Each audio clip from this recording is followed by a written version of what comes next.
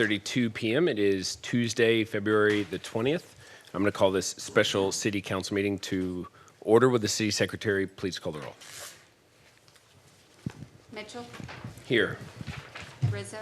Present. Heiser. Here. Zuniga. Harris. Here. Parsley. Here. Tobias. Here.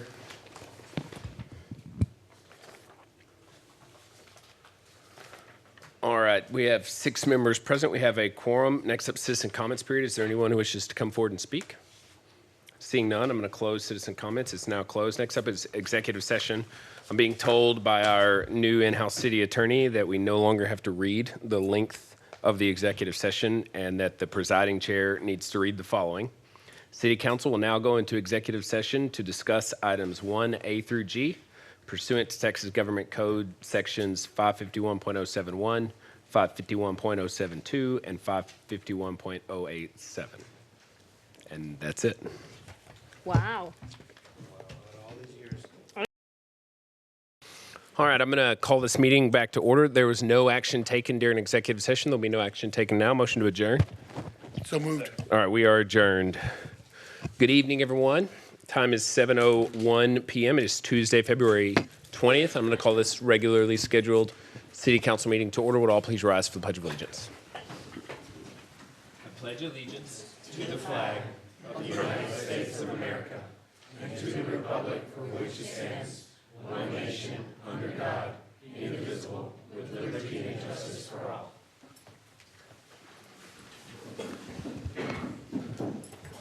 Would the city secretary please call the roll? Mitchell. Here. Rizzo. Present. Heiser. Here. Zuniga. Present. Harris. Here. Parsley. Here. Tobias. All right, all members are present. We have a quorum. Next up, citizen comments period. At this time, we ask anyone in the audience who wishes to come forward and speak on any item to please do so. We ask that you limit your comments to 3 minutes and that you direct those comments to the mayor and council. We also ask that you fill out a citizen comments form and submit that to either myself or the city secretary. I currently have 4 registered to speak. First up, Jose Rios.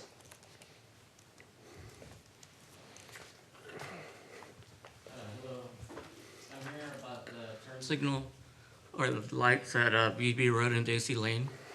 The issue is that dependent on who's in front, it's causing backup because there's only the light to turn left. There's no turn lane. So if the car is expecting to go straight, they stay there the whole time, keeping the people that need to turn behind. I think simple sequence change to make it 1 lane where you can go straight and turn at the same time, and do that on, well, both sides of BB Road. And that's pretty much all I got. Okay, thank you, Mr. Rios. Next up is Wilma JV? Yes. Or Javi, I don't know. JV. Oh, I said it right. I got to start going with my instinct. My name is Wilma JV, and I'm a Kyle citizen. I attended the February 6, 2024 meeting virtually, and I greatly appreciated Councilman Tobias' proclamation stating the history of and purpose for celebrating African American History Month, and Ms. Westbrook's teaching moment. I think that both were needed given recent attempts to rewrite the horrible historical facts regarding the enslavement of a people because of their race and the continuing effects of their enslavement. Both Abraham Lincoln and George Washington had February birthdays. While any president can be celebrated on President's Day, I was troubled that during African American History Month, a proclamation was made and day designated to honor George Washington, who readily engaged in the brutality of enslaving people of African descent, while disregarding Abraham Lincoln, who issued the Emancipation Proclamation, which freed most of the 4 million enslaved people in America. I was especially troubled with having them both presented at the same meeting. I considered the timing of the Washington Proclamation culturally insensitive and dismissive of the importance of this month to Kyle's and the nation's African American citizens. Texas celebrates President's Day, not George Washington's birthday. I felt if a proclamation was made a President's Day proclamation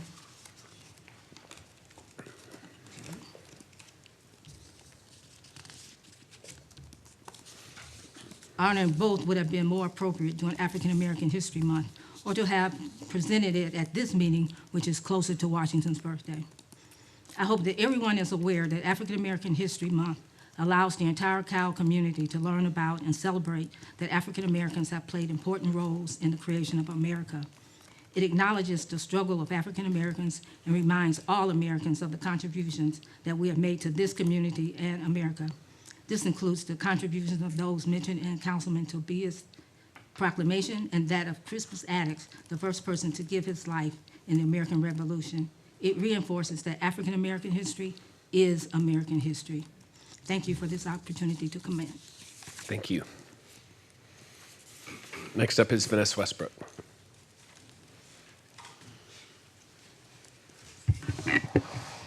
Good evening. Excuse me. I am Vanessa Westbrook, a resident of Kyle, Texas.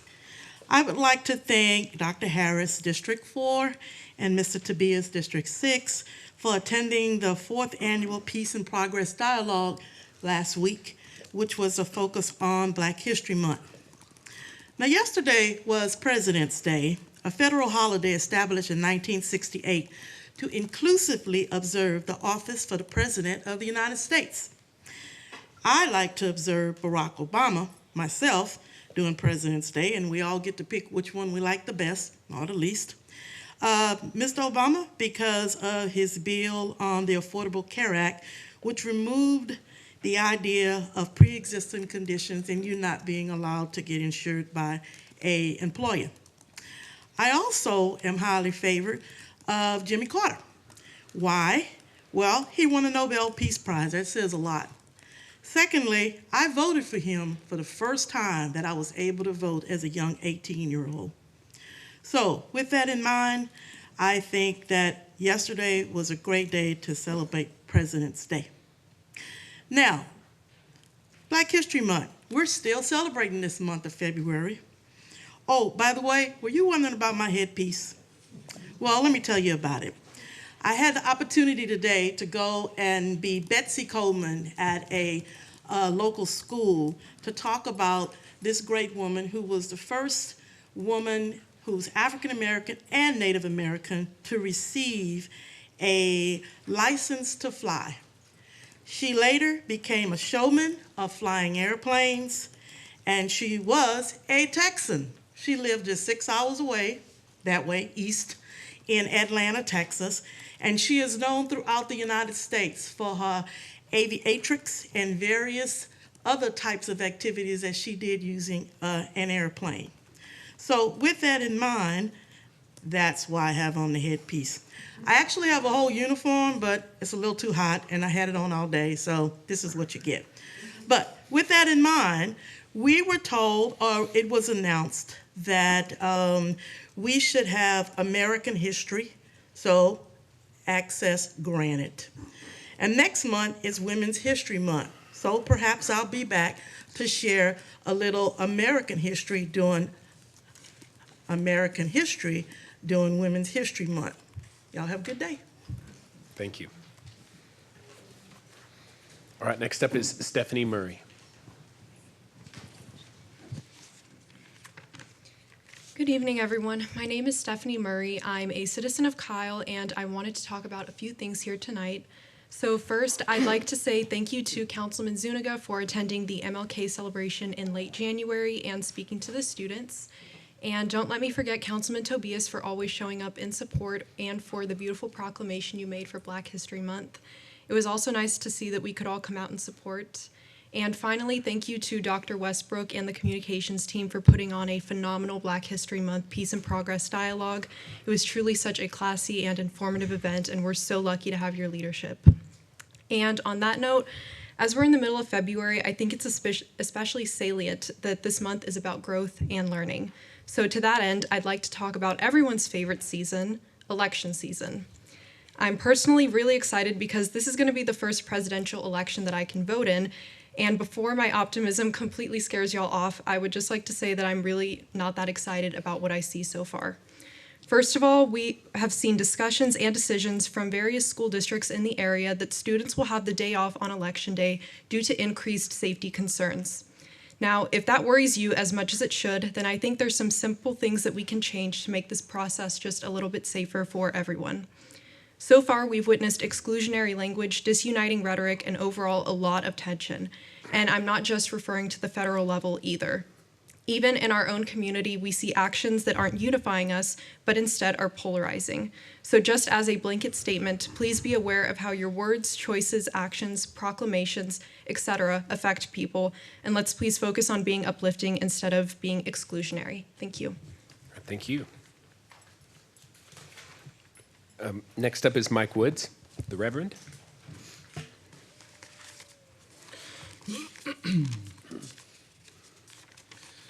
Good evening. My name is Mike Woods. I'm a citizen of Kyle. I appreciate the opportunity to speak before you this evening. Tonight, I'm compelled to share some thoughts about being a thoughtful citizen of this city.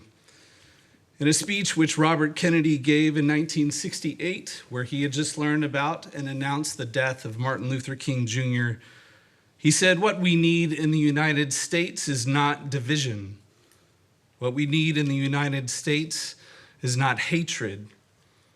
What we need in the United States is not violence or lawlessness. What we need is love and wisdom and compassion toward one another, and a feeling of justice towards those who still suffer within our country." I would offer that this sentiment was true before he spoke those words. It was true in his time, and it remains true today. Being a thoughtful citizen takes work and effort. It also takes a willingness to listen to voices which have been pushed aside. And not just listen, but offering a proactive invitation to hear voices which would not otherwise be heard. I'm grateful to live in a country and in a city which values the diversity and variety of who we are as a people who make a village a village. I'm also grateful for the hard work it takes to offer love, wisdom, and compassion to our neighbors, and the never-ending effort it takes to seek justice for all those who suffer within our country. So thank you for the work that you do to make this happen for all of us. Thank you for your time. Thank you. All right, those are all of the comments forms that I have filled out and submitted. Is there anyone else who wishes to come forward and speak? All right, seeing none, I'm going to close citizen comments. Citizen comments is now closed. Next up is agenda item number 2, agenda order. Is there anyone who wishes to request to move any of these items around? Councilor Tobias. Do we need to approve the minutes or no? Oh. No, I skipped right over that. All right, let's go back to the minutes. Councilmember Tobias. Okay, thank you, Mayor.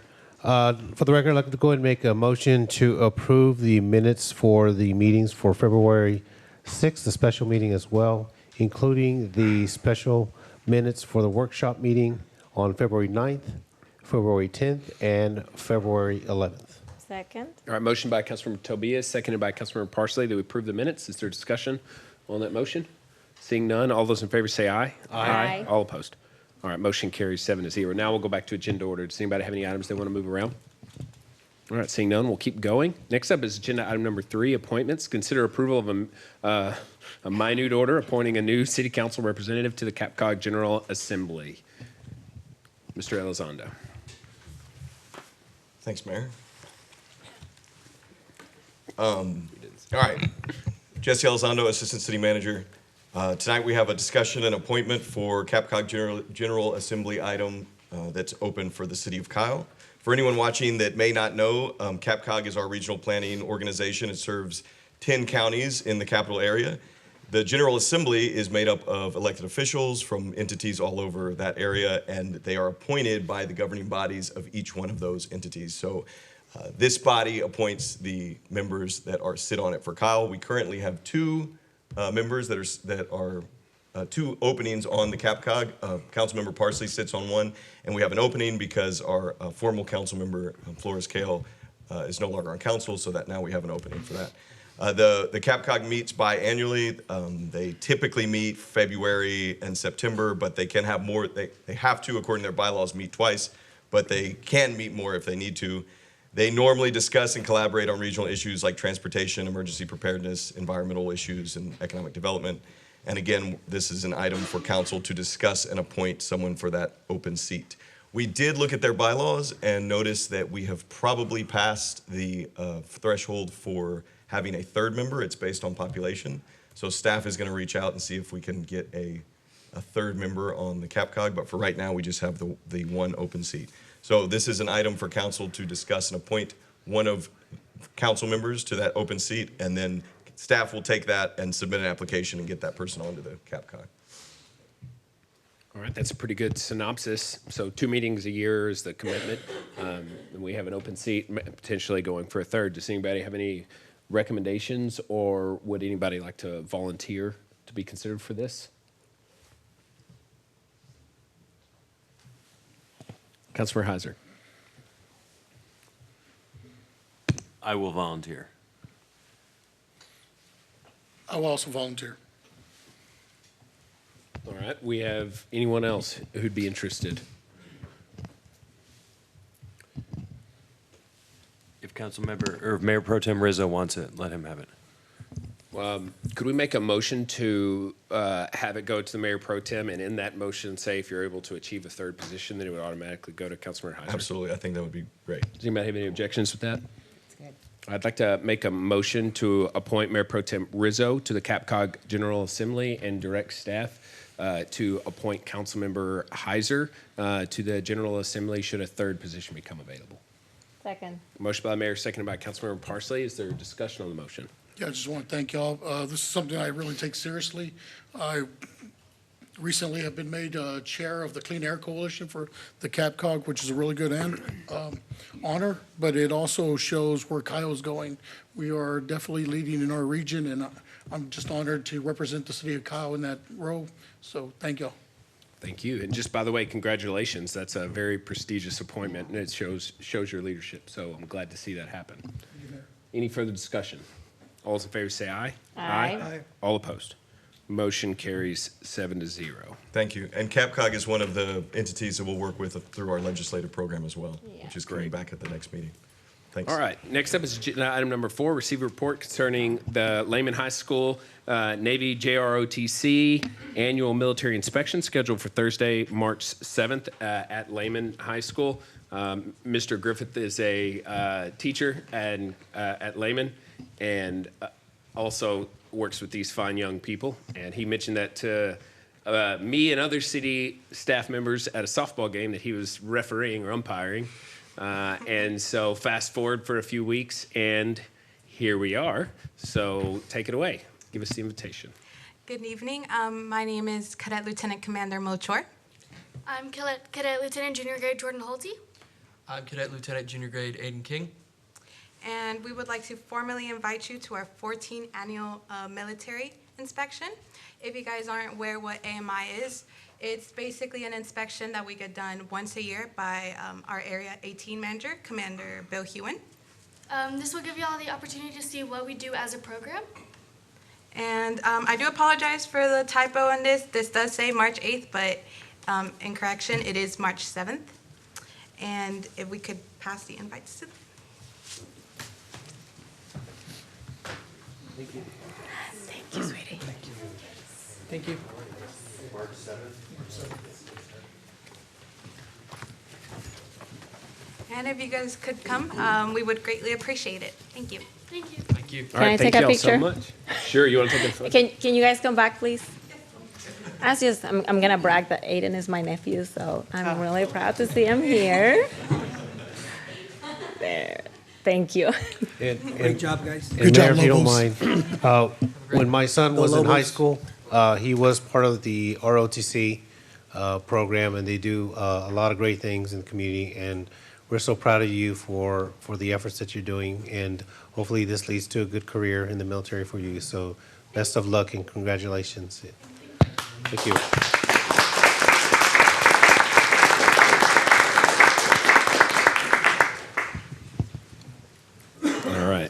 Wonderful. All right, next up is agenda item number 5, special recognition of the Lebeda Chupacabra roller hockey team for winning their first NARCH Winter National title in men's silver. Fellas, come on up.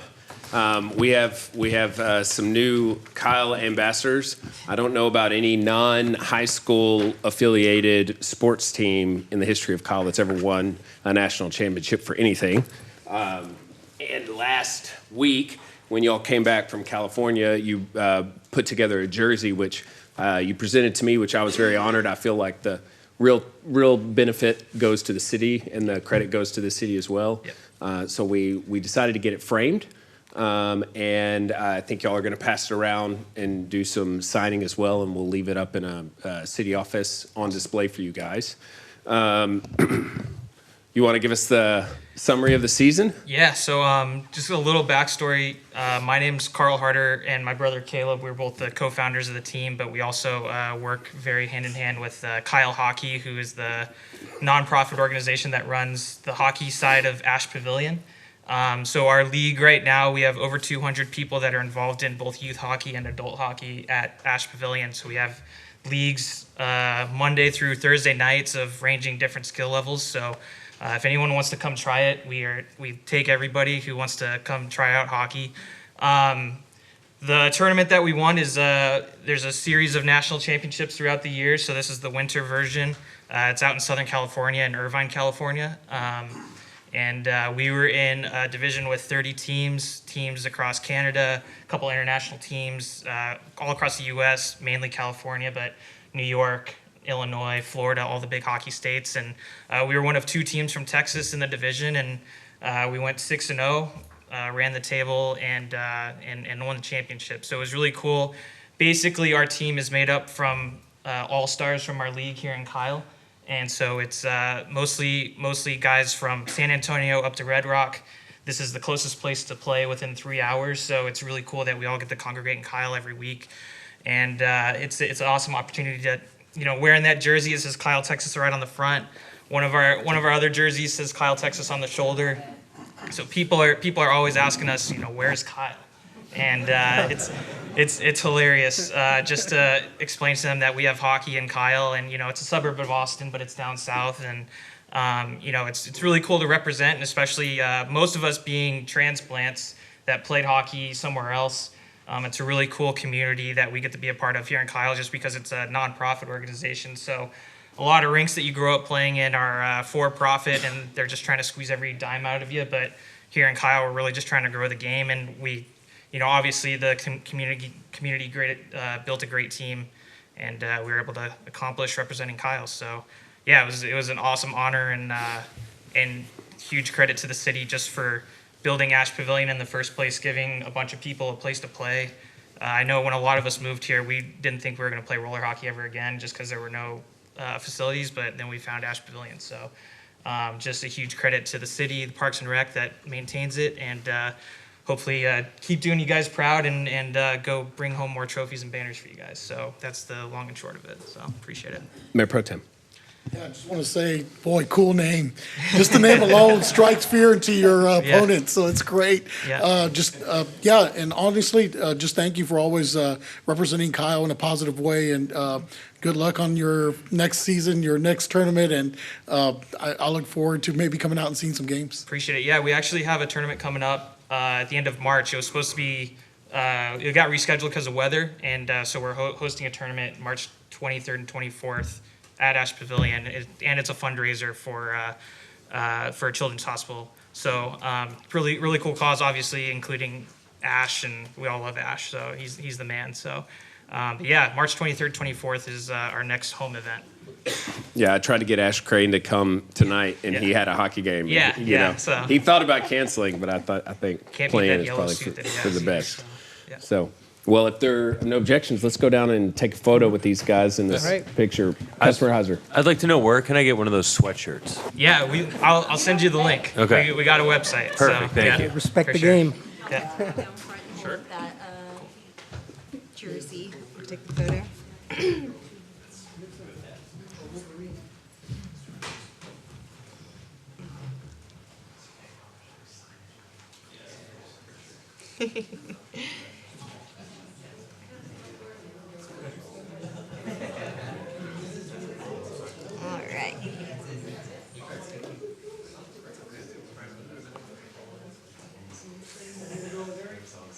Yeah, that'd actually be a little bit better for the framing if we can get one council member on this side. Be equal. All right. Better framing. All right. On the count of 3. 1, 2, 3. Perfect. Thank y'all.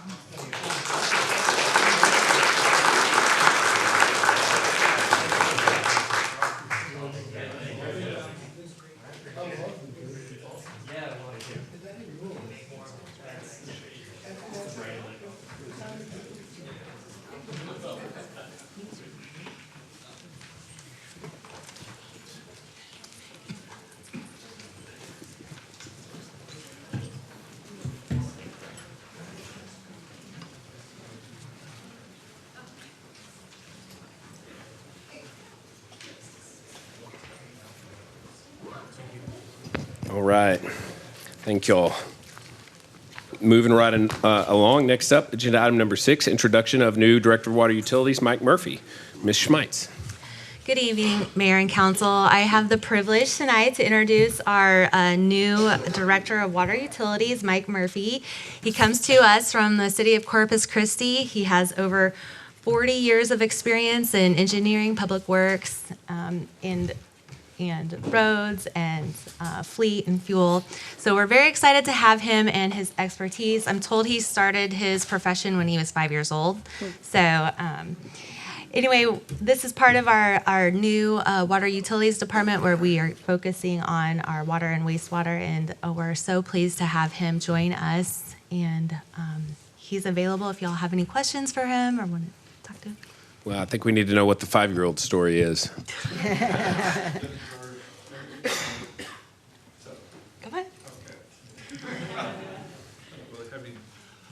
Thank you, Amber, and good evening, Mayor and Council and City Manager. Thank you for having me here, but it is my great honor to be able to introduce myself for the first time as your Director of Water Utilities for the City of Kyle. We've got big hopes and dreams for the utility. We hope to make it a world-class water utility that you can be proud of. There's a lot of work to do. There's a lot of projects out there that need attention, and as you know, we're in a very serious condition right now, probably all over the state of Texas, where I came from, Corpus Christi, is the same thing. So I look forward to working with the city manager, with my boss, Amber, and I look forward to working with each and every one of you and also the citizens of Kyle. So it is indeed a pleasure to be here. Thank you very much. All right. Thank you, Mike. Does anybody have any questions, comments? All right. Good luck. We need you. Thank you. All right, next up, agenda item number 7, receive report, hold discussion, provide staff direction on roadway conditions, preservation, and capital improvement project planning. Mr. Barba.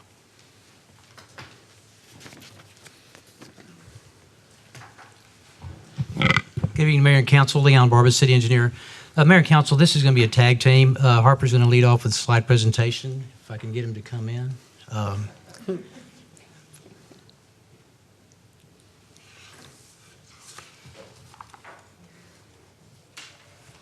Wants to make a grand entrance.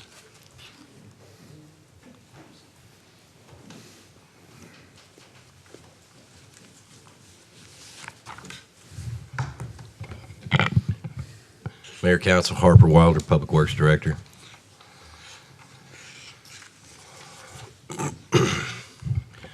Starting off, just giving a little background about the Public Works performance in their pavement assessment and preservation. Right now, we're using approximately $730,000 each year for chip sealing and milling and overlaying, and engineering uses $500,000 yearly for microsurfacing. During 23-24, Council had discussion and questions about establishing appropriate funding levels for the preservation of the city's roads capital improvement CIP program. Leon will be talking about the CIP program here shortly. February 7th of 2023, Council approved a contract with KCI Technologies to perform our pavement condition index study. Software utilized by KCI rates the performance of the pavement on a scale of 0 to 100, with 0 being the worst and 100 being the best. Oh, sorry. I got to switch it. Determine the type of appropriate repair that should be performed on each street to preserve or improve the condition of the pavement, and provide a recommended budget for sustaining or improving the current pavement condition level. And here's something to note. Although all streets were assessed, Goforth, Heidenreich, and the roads included in the 2022 road bonds project were excluded from the budget scenarios.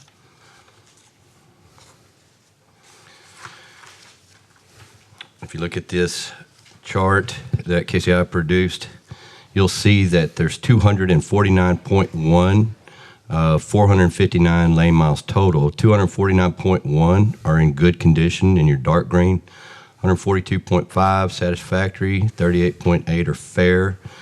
On the next slide, I'll show you where we're going with this. But if you notice, if you look at the city as a whole, we have a good scoring overall, very good scoring in the 80th percentile.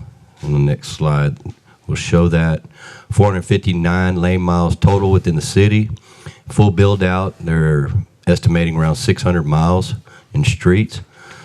85.3%, which is 391.6 miles of the city streets, are in satisfactory or good condition.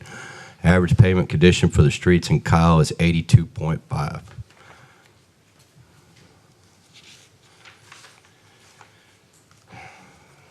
So this chart here is talking about where we want the budget to be, and there's a 3.8 million a year would eliminate backlogs, 2.88 maintain current condition, 1.69 would be deficiencies. With your streets would be deteriorating and you're not repairing them at a rate where you're keeping up. There's a maintain current funding, 1.23, 0 year, do nothing. And next slide. Our recommendation for payment conditions indexed by budget is to improve the street conditions to 85.3 PCI and eliminate the backlog, 3.8 million a year. Number two, maintain 2023 82.5, just 2.88 million a year. And then you'd have a backlog. Three, allow streets to moderately deteriorate to 75.1 PCI. Remember, our PCI right now, with where we're at in the 83, is a good one. Is a very good rating. Allow further deterioration of streets to 73.7. Backlog would significantly increase. Complete deterioration of streets to 65.5. You can kind of see where we're going here. Recommendations: increase the pavement preservation budget to 2.88 in the FY 24-25 budget year. That'd be 1.88 mil for road preservation and reconstruction and 1 mil for microsurfacing. So we're increasing our public works road construction as well as increasing the microsurfacing that Leon and engineering would be handling. Based on evolving pavement conditions, additional funding may be needed over time for pavement preservation and reconstruction. Maintains 82.5 PCI, considered an excellent level of service. Fund and prioritize the city's road CIP program to improve mobility. Staff has identified streets that need to be fully reconstructed, expanded, or newly constructed, primarily based on the transportation master plan. Mr. Barba. Thank you, Harper. About 2-3 weeks ago, city manager, assistant city manager asked me to think big. Think about what kind of roads that you would want to have the city improve or reconstruct or add to our system. If money wasn't the big issue, what would it take? What would you do? So Public Works and our engineering staff got together and we created a list. We picked about 16, 17 roads, locations. We didn't try to prioritize it, but we did have some recommendations for it at the end.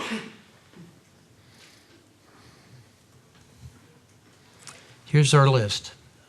Again, this is not in any priority. We did pick some of the major, and we used the transportation master plan to pick these roads. And we just kind of followed that along and decided which roads we thought needed some improvements. I'll give you a good example of a road that we recently constructed, Lehman Road. It's 2 lanes and for a portion of it. We really need 3 to 4 lanes there. So that you'll see that's on there too. If you're wondering why it's on there, we still need to add some more lanes in there. We had some intersections that we wanted to look at, possibly improving the traffic flows that we have there. And so it's a list that we made and we created. We also took some estimates, made some estimates on these roads. Strictly, they're just estimates that we put together using some current prices. But as you know, as time goes on, those numbers change on us. And here's a breakdown of the roads that we identified and the locations that we identified. And as you can see, we even added some state roads in here. For example, FM 150 from Lehman to Highway 21. We assumed they would be using full curb and gutter in that particular road. There's not a lot of right-of-way there, so to try to minimize the impact to the residents and neighbors, we assumed that they would be going to a 5-lane roadway with curb and gutter, sidewalks, street lights, the whole, everything that you would want for a good street. And those numbers that we created, again, if you'll notice that disclaimer at the bottom, we just made some really quick estimates based on some of the numbers that we'd seen lately. As far as recommendations, if you ask me today what would be the highest priorities for me, this is what I would say. I would say Coles Railroad Overpass, FM 150 West, and East FM 150. And that's based on traffic counts and regional connectivity. Council, that decision is yours, of course, to make on what you think is a higher priority. Of course, we need to identify these roads and projects and then possibly consider them in the next budget year that's coming up. And look at other funding agencies where we can get some money either from CAMPO, grants, or wherever we can find the money to work on these roads. Questions? What, are you asking any feedback from us specifically? Any type of action on this right now? Or is this just for our information? Just for your information, we're bringing these to you because we have the budget session coming up, and these are some roads to think about and locations that you may want to focus on. Okay, Councilmember Tobias. Oh, sorry. I'll just be real quick. Okay. When you have the list there, I guess my things would be, what can we do to identify the difference between the road and street, like what needs to be repaired, reconstruction versus microsofting, and where is there a list that the city has already that shows the difference between these roads right here that need the total reconstruction, meaning like totally gutted and redone, versus streets that can be microsurfaced this summer to where we can get some of those potholes filled or lanes redone with new striping and so forth. Is there something to where we can have that, a list there and the cost on each one, and then which one of those would be a priority? Because I think now we have 17, I think we have 18 now. We just identified a road or a street that that's been kind of a gravel road that we annexed like many moons ago.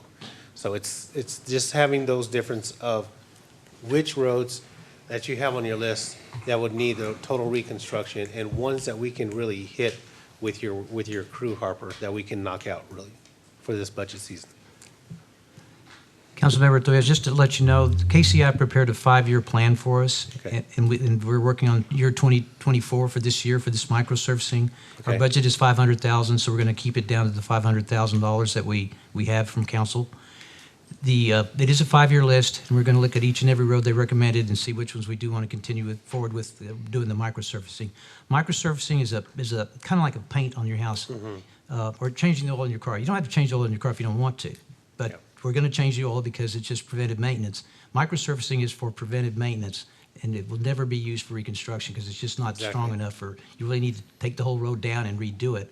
So we do have those lists prepared, and that's what we'll be looking at as we plan our road preservation and our future CIP. I don't know if that answered your question. Yeah, that does. It's just so that way we have an identification of which roads We do have a good idea. would actually fit in this section versus the other ones, and then we have the dollar amount, and then we can decide as a council from there, like which avenue we're going to go with on that end. And just a real quick subject on that with Mr. Rios' question, if we could look into the street lights at Daisy and BB on the. We will do that. Thank you. Mayor Pro Tem. Yeah, Leon, so for me, Kohler's is probably top priority because of the connectivity and what it'll do for our residents, being able to get over the train, getting that rail siding moved. But for District 2, I just feel that they were kind of forgotten during the bond, so I would love to see us do something on Opal Lane and then on Lehman as well. So I just kind of feel like District 2 was a little bit forgotten during the bond, so I'd love to see some of those roads top priority. I did include Opal Lane. Yeah, and I'm looking at it. Yes. I'd like to move it up on the list as a Thank top you. priority. Thank you. All right, Councilmember Zuniga. Yes, thank you, Leon. I was looking forward to this presentation, actually. So there's two parts to it. The microsurfacing, which keeps us without the backlog if we increase the budget, right? Are these roads part of that microsurfacing? No, these roads would not qualify for microsurfacing. They're just so far gone. So this is a wish list of the 17 in the worst condition, which I can see they are throughout the city. I think they're all really good selections. But I think the Lehman Road, because it does lead to a school which was forgotten in the bond. I think that, like Rizzo said, bump that one up. Opal, of course. The connectivity of Kohler's as well. But you are asking us to consider increasing the budget to avoid the backlog. Isn't that what? That is correct, yes. The Right. preventive maintenance. We still need to do preventive maintenance. We still have roads out there. You could, just to give you some words of wisdom, if I can.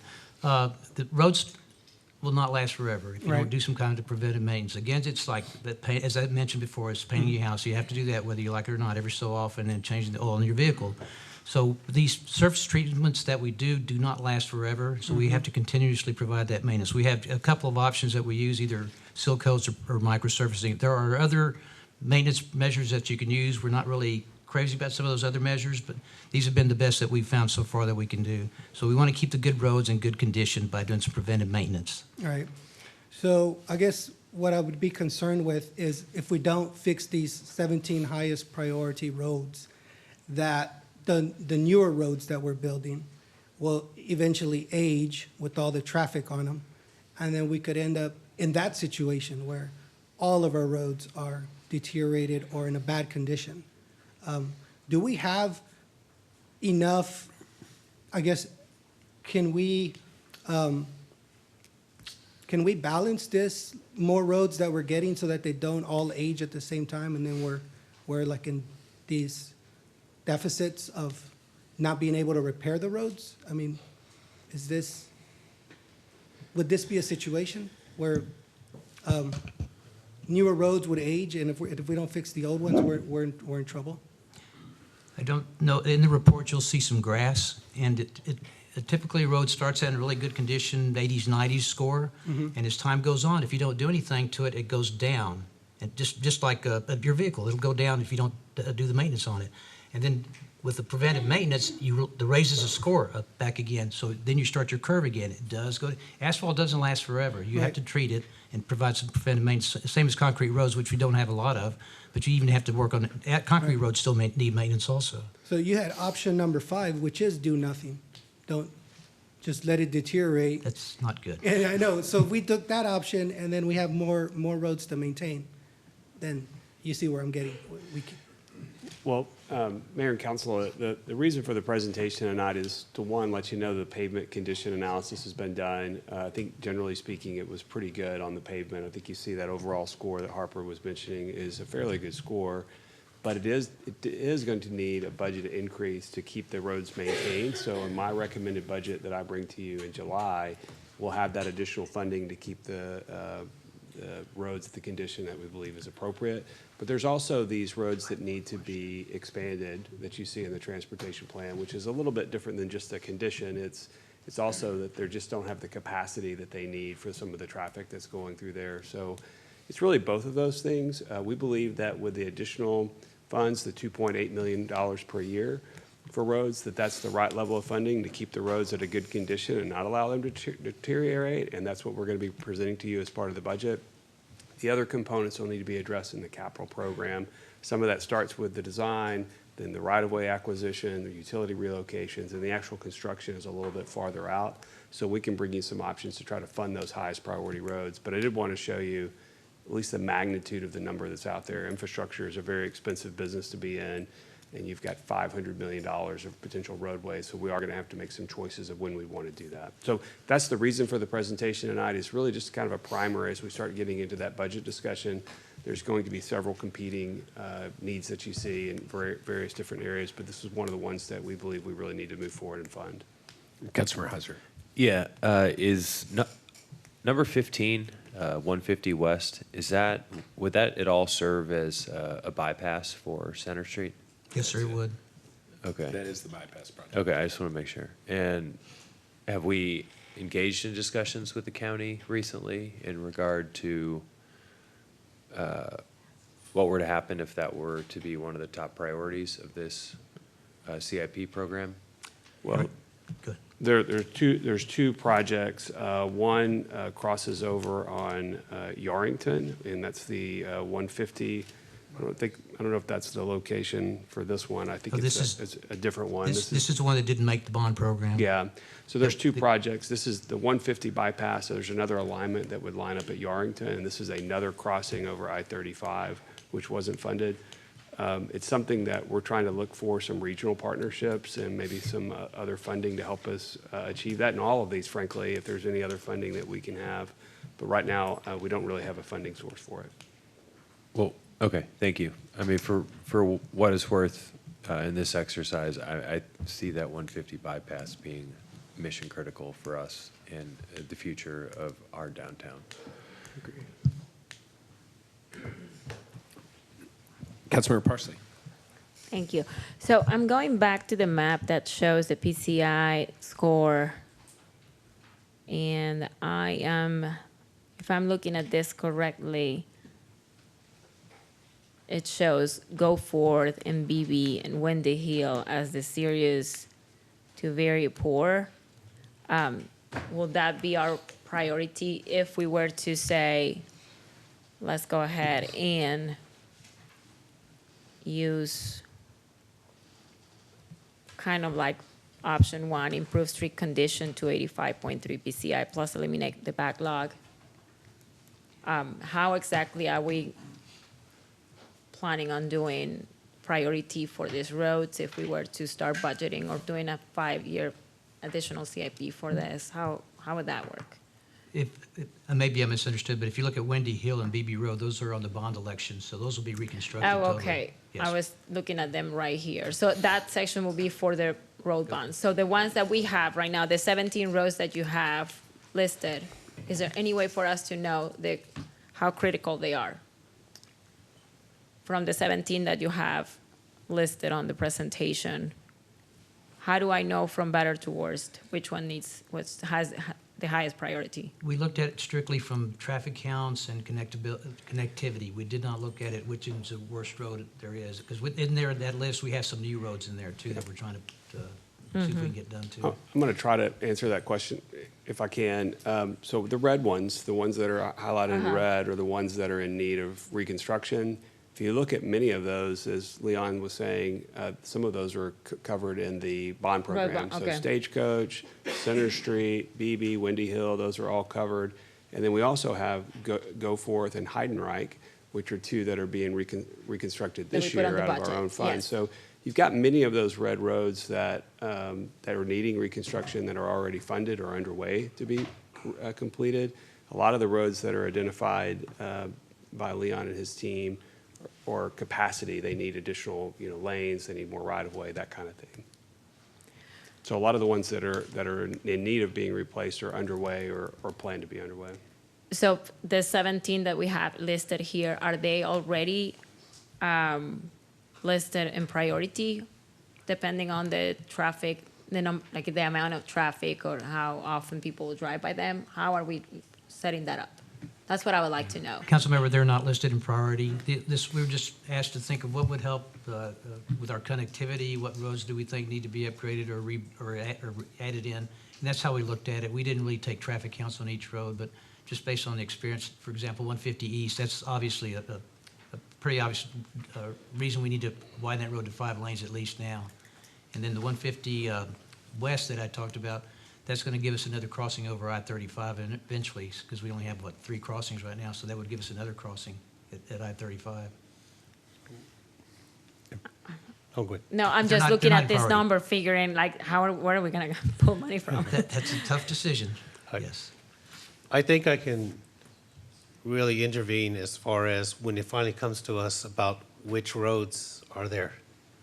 I suggest all of us get in our car Yep. and go drive them. Go down Goforth. It's like driving on a roller coaster. Yes. Have you driven on that lately? Has any of y'all driven out there? Yep. Okay, have you seen when you're on the road and you're about ready to fall off, you're about ready to hit a ditch, and you're going up and down and you have to slow down and curve? I think that's probably a good realistic way to identify which roads that we can identify ourselves which would be a priority, is to be upfront, driving them ourselves and seeing what they would be like. I get Opal Lane too. It's the same situation, okay? These are all farm roads. Remember, these were all farm roads back in the day. But it's at the point now where we have at least about 20,000 people in that area that are utilizing these roads every day. And so, you know, we can look at the scoring in the engineering and the poor to serious and so forth.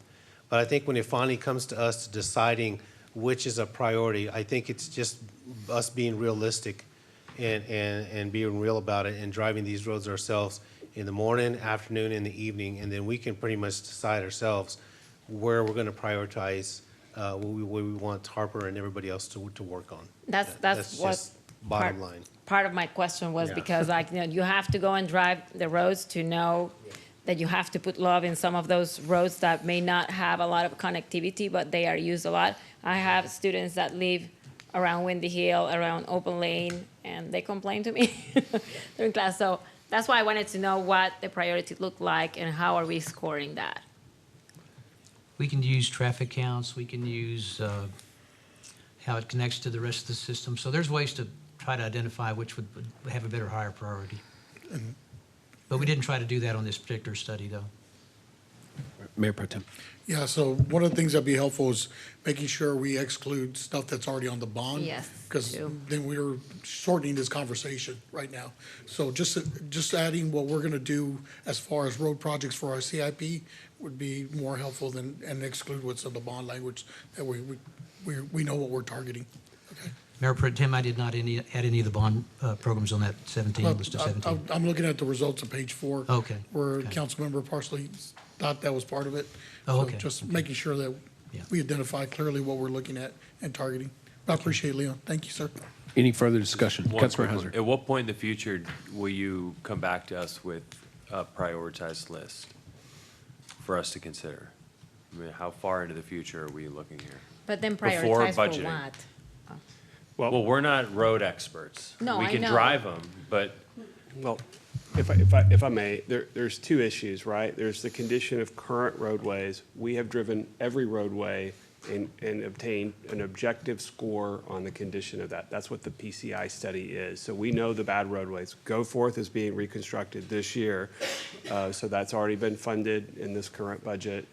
A lot of the other roads, Mayor Pro Tem, as you mentioned, are funded with the road bond package. So I believe the existing road network has a pretty good package put together for it from a funding standpoint to make sure the quality of the roadway is there and being maintained. And that's the first recommendation, is to get that funding up just a little bit so that those existing roads are maintained. What Leon's mentioning is a completely separate question, is new roads that need to be built, roads that need to be widened, other intersections that need to be done, things like that, that are different than the current condition. So there's two different buckets. And for these, there's some major corridors that need to be looked at, and we need to look at all types of options. Grant funding that we've talked about. I know when Jesse talked about some of the things we're going to be doing from the intergovernmental perspective, trying to pursue those through grant funding, looking at how we can bond finance that out or cash fund it. So those are all the ways that we're going to do that, and then we'll be bringing that back to you in the budget process. We won't be able to do them all, but we'll try to pick what we believe are the most important ones, and then from your discussion, the things that you felt like was the most important project to pursue. Obviously, there's some projects that are very expensive, like the FM 150. That's $125 million. Very difficult to do that project without some partnerships, but there's others that we can start making progress on right away. If we were to add a road or a street that we talked about, when would that be? When can I make that recommendation? If certainly now, if you have one that you want us to consider, we could do that as we bring it forward. Sunflower Circle by Vista Park, that little road back in the back. Could we looking at that as far as, because right now it's a gravel road and it's a street road. I think part of that road is maintained by the city, and a portion is not maintained by the city. So we'd have to figure out where do we stop on that one. Okay, thank you. I just wanted to make one other point, that, for example, where I'm trying to catch up as best as we can, but Wallace Middle School, Ranger Drive is in front of that road, and then you have Gregg Drive. Council approved $300,000 for some intersection improvements at Gregg Drive at Veterans. So I've asked our consultant to make the intersection improvements, but to also look at doing some additional work to reestablish those streets to where they're a little bit better riding. If you'll look on the map, if you can figure out where Gregg Drive is, I think I can point to it maybe. No, it's the wrong one. Anyway, I'll try it later. Anyway, Gregg Drive is that little street makes like an L shaped up there. That's Gregg Drive and Ranger. And I'm going to get our consultant to look at what it's going to take to get those streets in good condition again. So every time I can get a chance to do that, that's what I do with our consultants. Leon, on the $500,000 microsurfacing annual budget, I know that's been the value that we've placed on that for a good long while now. Is there a benefit if we were to increase that as our network is growing and responsibilities are growing, to maybe add a couple extra roads every year into the cycle, which would lower the overall amount of time that we're taking to cycle through these roads and maybe help them last longer? Certainly would help, Mayor. For example, there's some roads that are not going to be on our list this year that I've seen that they're already starting to crack open. And we can do some crack sealing, but I'd really like to do a full microsurface on the whole thing to where it looks like a really good street.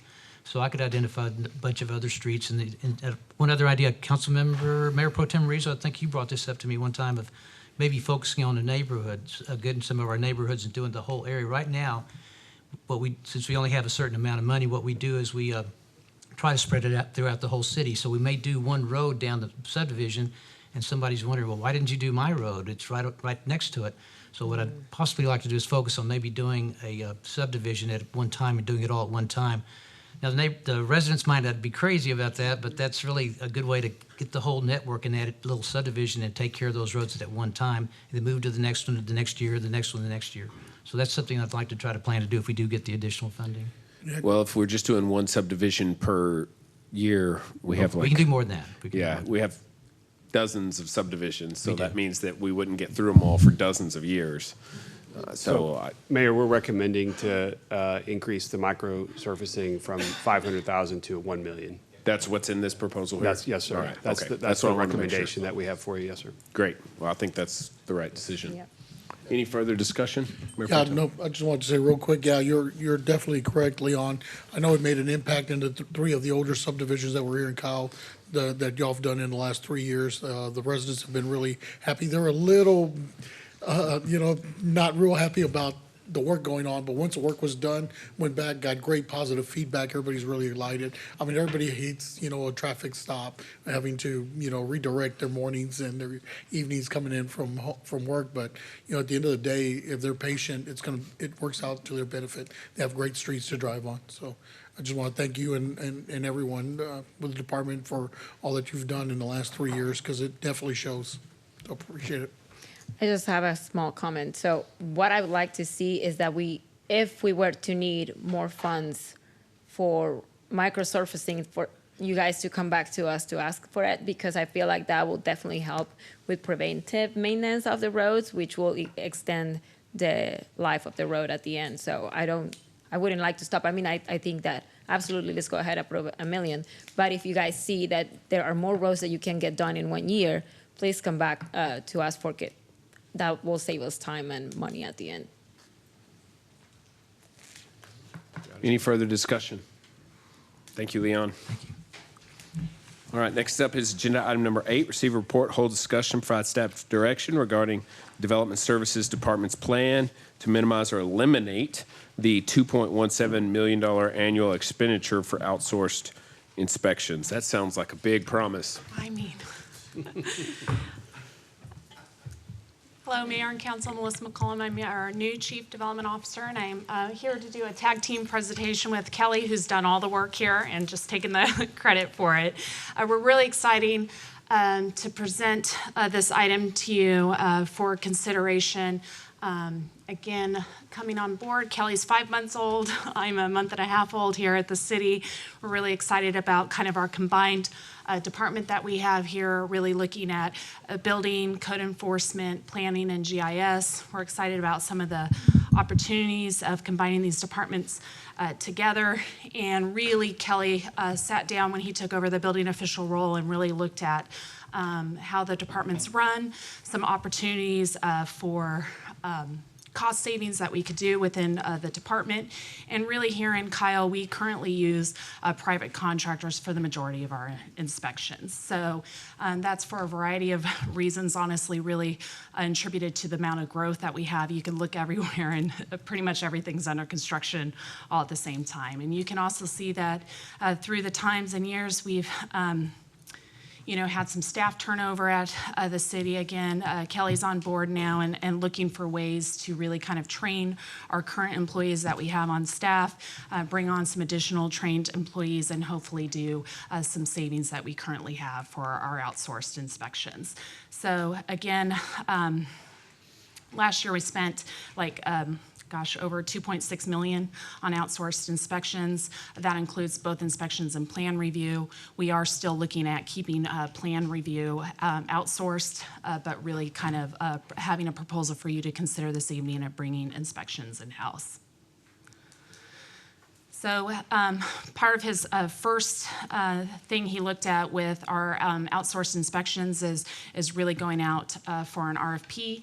We actually released that in November. We have the results back for that. We do have a recommendation that we're looking for you to consider and award that contract for one outsourced inspection, and we're looking at bringing that back to you at the next council meeting with a budget amendment. And so with that, we're hoping to streamline some of our outsourced inspections. Currently, right now, we have 3 different kind of service providers for inspections. We have in-house inspections, and then we have 2 outsourced inspections providers, which include ATS and Safe Built, and they employ about 5 people each that perform inspections here in this area. We're looking at having one outsourced inspections provider and not only filling our 2 current vacant inspection positions, but potentially adding 2 additional inspectors on to really kind of work towards eliminating our reliance on outsourced inspections.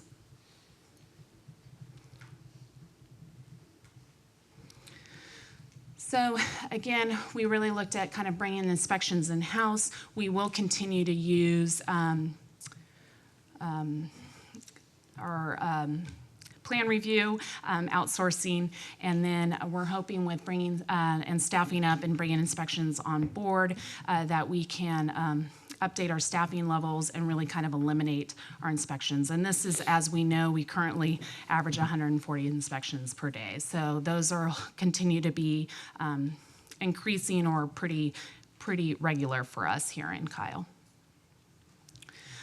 These next couple of slides really kind of show where our current trajectory is. You can see previous years. The orange represents currently what we do inspections-wise. We've already kind of ramped up our inspections currently with the current inspectors that we have, but we really hope with filling the 2 vacant positions and reevaluating 2 other positions that we have currently vacant, that we can streamline some of those inspections. We're hoping with adding 2 additional, so that would be 4, filling our 2 vacant and adding 2 additional building inspections, that we could work and reclassify in our current kind of supervisor inspection, that we could eliminate or reduce our reliance on ATS and just have them for kind of backup and for ebb and flow of inspections. And again, this slide really kind of shows with bringing all of those inspectors in-house and the reclassification of those positions, really kind of focusing on this year to date and proposed for next year. So current inspections costs, currently we range between $55 and $75 per inspections. As you saw, we've spent about $2 million predominantly, and that's what we have budgeted for outside inspections. We're hoping with bringing those inspections in-house, averaging those out, internally we would spend about $25 per inspection, which would have a savings of a little under $1 million for us. And again, when Kelly was running all these numbers for us, an average inspector can perform from 20 to 40 inspections, but when you're looking at a conservative approach of how many inspections each inspector can do per day, we took a conservative approach of 25, and then we are hoping with the awarding of the new RFP to limit to one outsourced inspections, filling the 2 new inspections in-house, that we can save some money this year. And then we're hoping also to fund through a budget amendment 2 additional inspectors for next year. So we have the 2 plans. Plan A is really looking at what staff recommends, and that is filling our current vacancy, looking at reclassifying those 2 positions and bringing 2 new inspector positions on board, and then also awarding the contract for the RFP. And then Plan B would kind of would still have us awarding the contract for the RFP, fulfilling our current vacancy, but then also reclassifying the current inspections. And that would save us some money, but not as much, because we would still have continual reliance on our outsourced inspection provider. So this next slide just kind of shows where our current inspectors are in our vacant positions. And then this slide really kind of shows when we would be able to reclassify those 2 or 2 current vacant positions, and then filling our other building inspector vacant positions, and then bringing 2 new inspectors on board.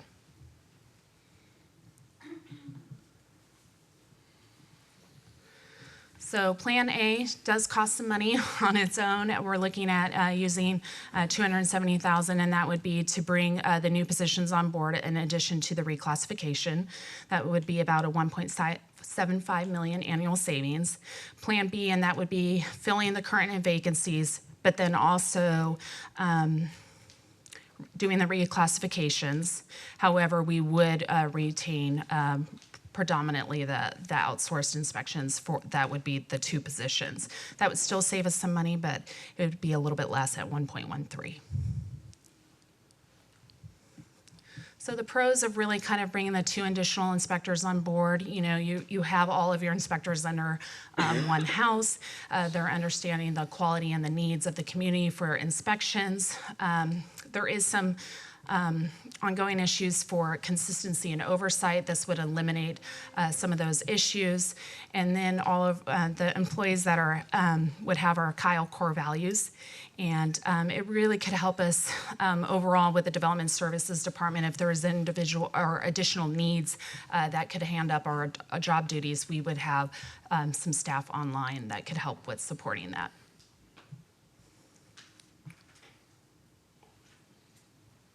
Some of the cons are our facilities are currently very crowded, so we would have to continue with dealing with some of the facilities issues that are currently here at City Hall. Sometimes moving away from outsourced inspections can reduce response times. Kelly, with his several decades of career, really has a good handle on how to potentially mitigate some of those issues and utilizing some best practices. And then obviously, if you're reducing your reliance on outsourced inspections, they can move their needs elsewhere to others. So maybe you're not the highest priority for them to be on backup call.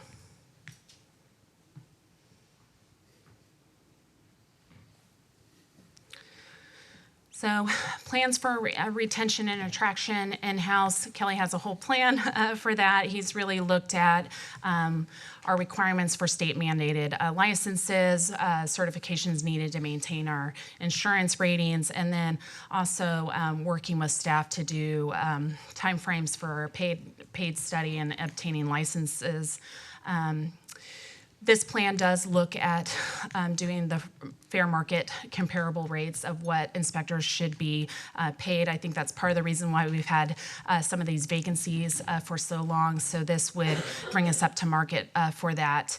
And then focusing on career development and training, and then career development, and then we could look at people need inspections at all times. So I do think there's some ways we can look at the schedule of inspectors to do earlier and later that works on kind of different construction schedules. And then this would help us with opportunities for advancement overall being supported in-house. So again, towards the end of my slides here, but we really do recommend Plan A, and that would be coming back to you next week for a budget change, and that would be awarding the RFP, asking for you to consider 2 additional positions for the vacants, or 2 additional inspector positions, allowing us the opportunity to reclassify, or we will be reclassifying the 2 existing positions and then filling those vacancies as well. And then we're hoping with the transition and training that we have planned in-house, that we can perform those more inspections in-house and then really have a savings for us overall in the budget. So this item was definitely spearheaded and kind of a kickoff for that. Again, with the RFP that was released back in November, we would like to award that at the next council meeting in addition to the budget amendment.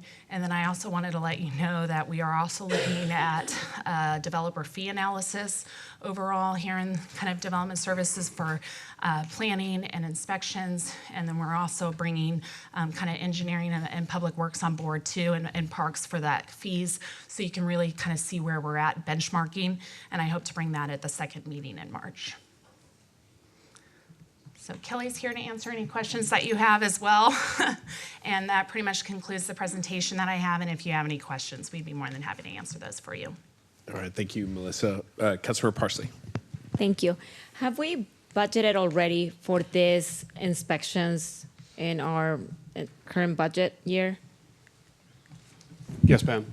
So this will basically be a savings if we were to approve option A, correct? Since we have already added Right. to the budget this type of inspection Yes, fees. ma'am, but we would need to bring back a budget amendment for the 2 additional FTEs. So we don't have Okay. enough personnel room in our number of people that you've authorized for us. So that would be the budget amendment, but it would be within the budget, you would have some savings. No, I get. To me, it's all about keeping things in-house. I think that's the way to go. So I don't have any more questions. Councilmember Harris. Do we have contracts with the current inspectors, the 2 groups that we work with?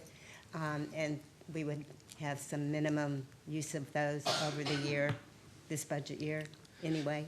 So I would say with the award of the RFP that we went out for, it would eliminate one of those parties. So we would only have one third-party contract that we would rely on. Starting As soon as you would essentially approve that award. Okay, so they it could don't be have as a contract that would be, there's not. I think it's an as-needed contract, so we wouldn't be breaking a contract with them.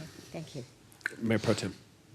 Okay, so we're looking at the additional added 2 inspectors, and you're looking at 270,000. Was that considering the vehicle, the insurance, retirement? Is all that in that 270? Yes, that was all factored in. We factored in the cost of vehicles, maintenance cost. We added in a 35% benefit, and it's based on the mid-range salary for a starting building inspector. Okay, sounds good. That was, it just wasn't broken down for me. Right. I was just making sure that we had covered everything when it goes. So I'm all for in-house, but the problem with in-house sometimes is that you get all those other expenses, maintenance on the vehicles you have. Now, you're needing space, and that's something we're lacking here, is we don't have office space. So that's something that hopefully we can rectify in the near future, but just making sure we have somewhere they can come in, they can do the reports, everything, or are they gonna be doing that from their truck? We're going to have to base a lot of this new model on a workout vehicle until we get more space, but we do have limited space now, but that's going to be the model in the future, similar to what they do in Austin. Everybody works out of their vehicles, they park in remote locations, they get their inspection signed to them in the morning, and off they go. Let's just make sure they park in really good locations. Unfortunately, sometimes I work in Austin, and I've seen a lot of what goes on. Inspector just carelessly parks somewhere, and he's doing his work. He's inside the vehicle, but he's parked near somewhere he shouldn't be near parked, and they think he's inside the establishment instead of working in his vehicle. But it just making sure we're parked in really good places, all right? So It's definitely something that's. yeah, because I've dealt seen with that in the past, controversy. yep. I don't want to see it here in the city of Kyle, but yeah, just making sure that we took all the costs that were associated with this and gave us a true number. So I appreciate it. Thank you. Councilor Tobias. Okay, so on one of your slides, you have the inspection cost for the year was $2 million. Was that it? Up to roughly, Yeah, the inspection costs for this calendar year were 2.17 million, if I'm not mistaken. okay, where's that funding going towards? The The collections of all that money that we receive from all these inspections, where does all that generated, does this go back to the inspector? Does it go back to the department itself? General The fund. funds? General To the fund. general- To the It's going general into the fund? general fund. Okay. Yeah, it Those- goes to the general fund, and then this contract would go out to pay those Okay. from that. And so what you're asking for is to have additional employees to in-house. Yes. And I guess the question I would have is the breakdown of the salary, like Councilman or Mayor Pro Tem was stating, to see where we're at, because if this is going to be now a budget amendment, and if we're saving 1.75, but then we're going to be dishing out 275,000 for these employees, and then we're going to need to hire more. Eventually, where's the savings going to land as far as the data on that end, if that's what we're looking at? And also, I also have heard in the past that there's also it's also hard. It's also been very hard and difficult to hire inspectors. So there's going to be a higher severance package that's going to need to be offered to lure some inspectors from the areas.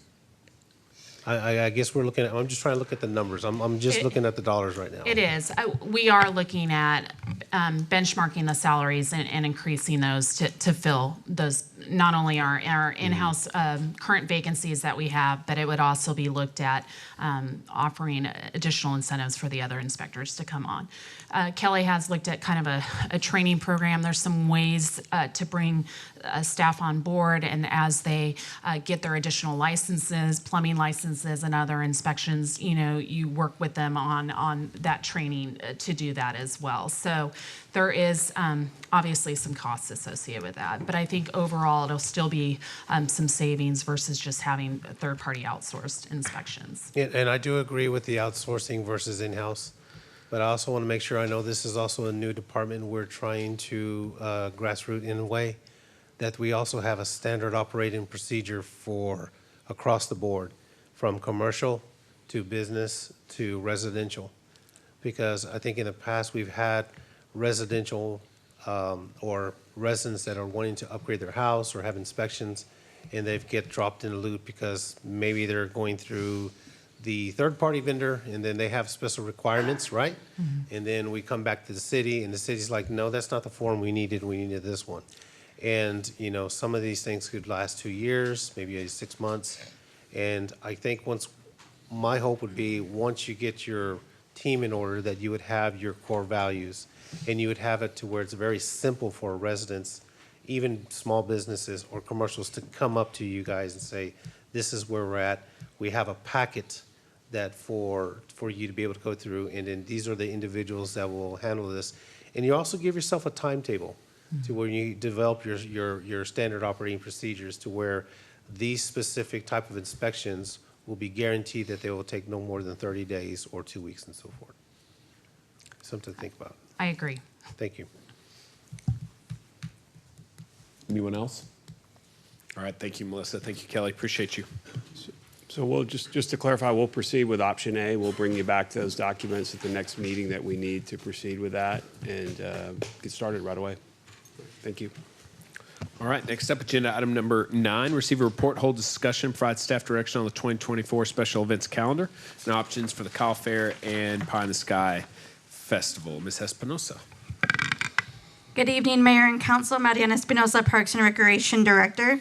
So we get to talk about all the fun events we have planned for 2024, but specifically those events that bring our community together and change lives. So today we are really looking at our destination events and our community events and asking for council's direction and feedback on how we should proceed with this year's events. So we currently have 2 destination events, and those are the events that bring people from out of town. That's the Kyle Fair Extravaganza and Pie in the Sky. And those are both coordinated by our special events manager over destination events, Claudia Rocha. In addition, we have 49 community special events, which are programmed by our Recreation Division under the direction of Assistant Director Amy Garcia and Events Coordinator Sheba Alaguiza. So as I mentioned, today we're looking for direction on the 2024 destination and community events. So any events that you may want us to add or delete from this year's calendar, today's kind of the time where we're really looking for that feedback and for direction. And we're specifically looking for direction on how to proceed with the Kyle Fair and Pie in the Sky for this year. So the plans for the 2024 Kyle Fair, dates are May 17th through May 19th. It's again a 3-day festival as of right now, with the gathering of Kyles in our attempt to break the Guinness Book of World Records on that Saturday morning on May 18th. We will also right now we're planning to bring back the carnival. Last year we had a ribs and Rita contest. Well, this year we're adding fajitas. So ribs, Ritas, and fajitas. Again, we'll be having VIP parking, limited on-site parking, opportunities for volunteers, vendors, staff, and again, shuttling from the local schools. Pricing for the event, as of right now, is free to get in. Carnival tickets will be separate, both prepaid and on-site, and it's in limited parking and VIP 10 opportunities. There will be entry fee to get in the ribs, Ritas, and fajitas cooking contests. So our request for Kyle Fair this year is last year we spent $239,786.99 to host the Kyle Fair. The source of funds from the Kyle Fair are from our hot funds. However, the accounting expensing of the cost is in the Special Events Cost Center in the general fund. So the initial budgeted amounts for the Kyle Fair are the hot funds. Anything that is over that comes out of our general fund. In 2024, based off of feedback and requests that we got after last year's events, we anticipate spending $440,200 to meet all of the requests that were added after the event.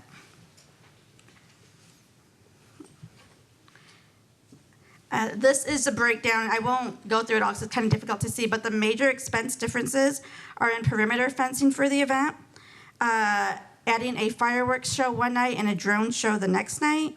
The expenses for the Guinness Book of World Records went up. Performance and entertainment fees went up. Decoration costs went up. Again, it's just to cover items that were mentioned in the post-event feedback. Revenue comparison between that column's missing. Sorry about that, guys.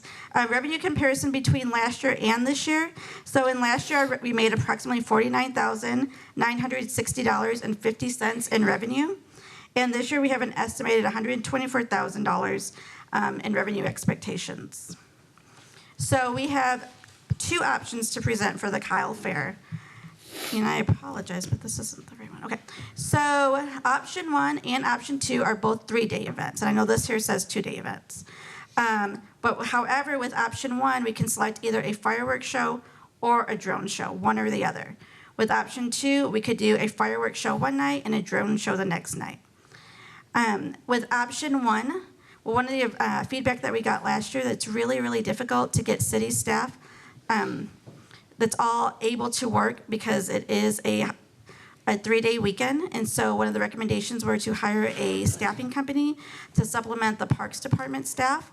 So with option 1, it would be no event staffing company.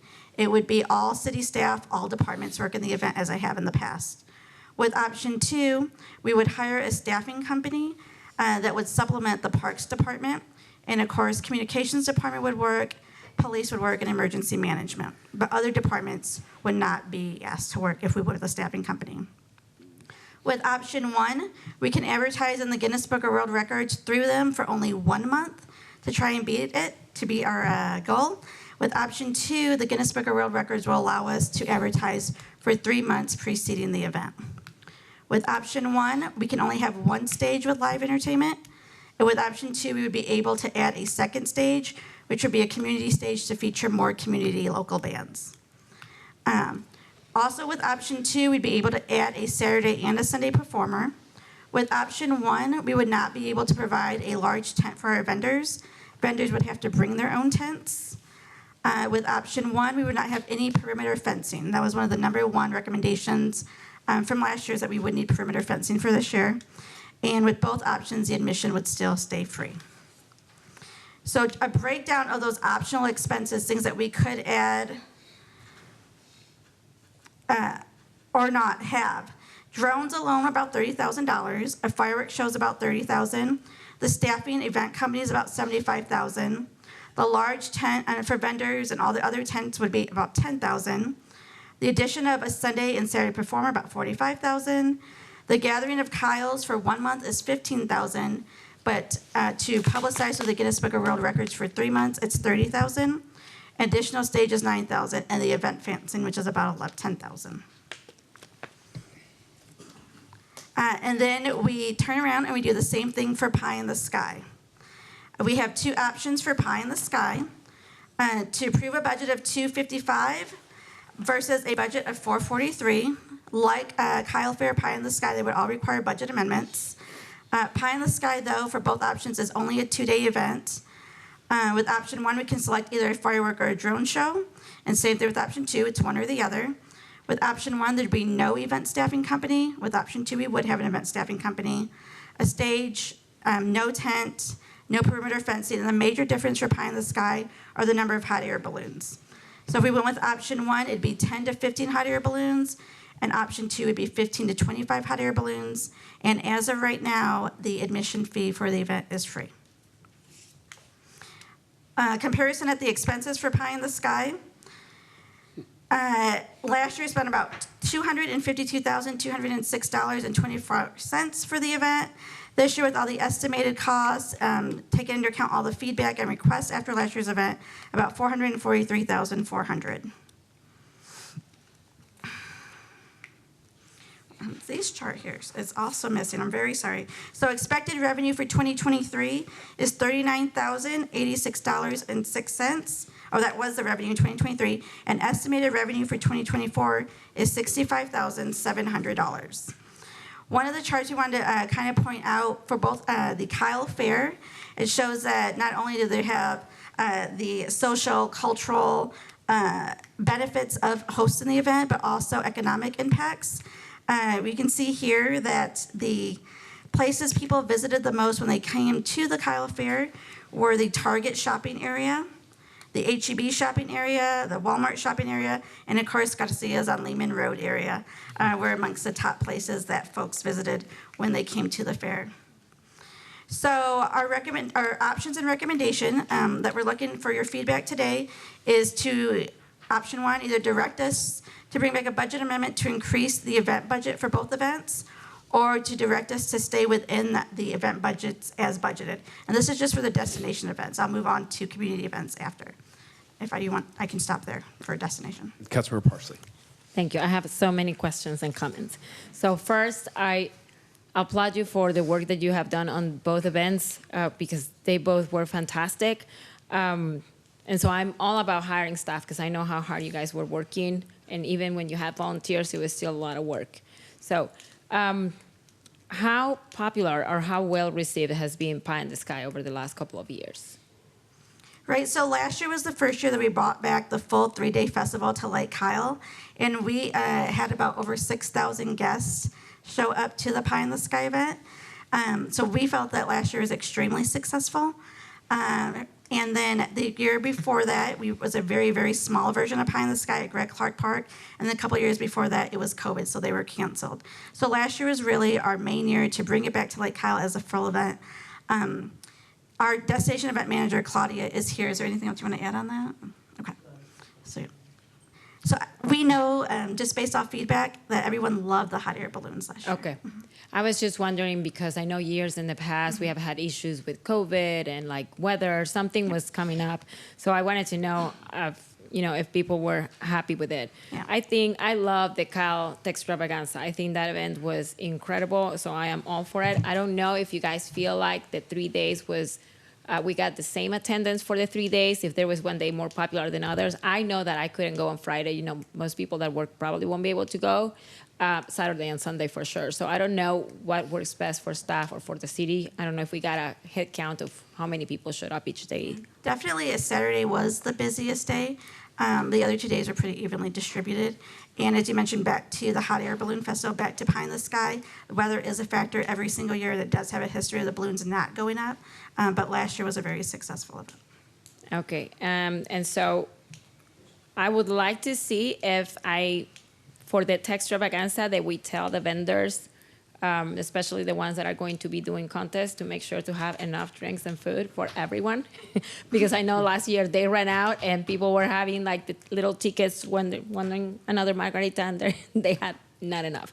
So that would be something to consider for them.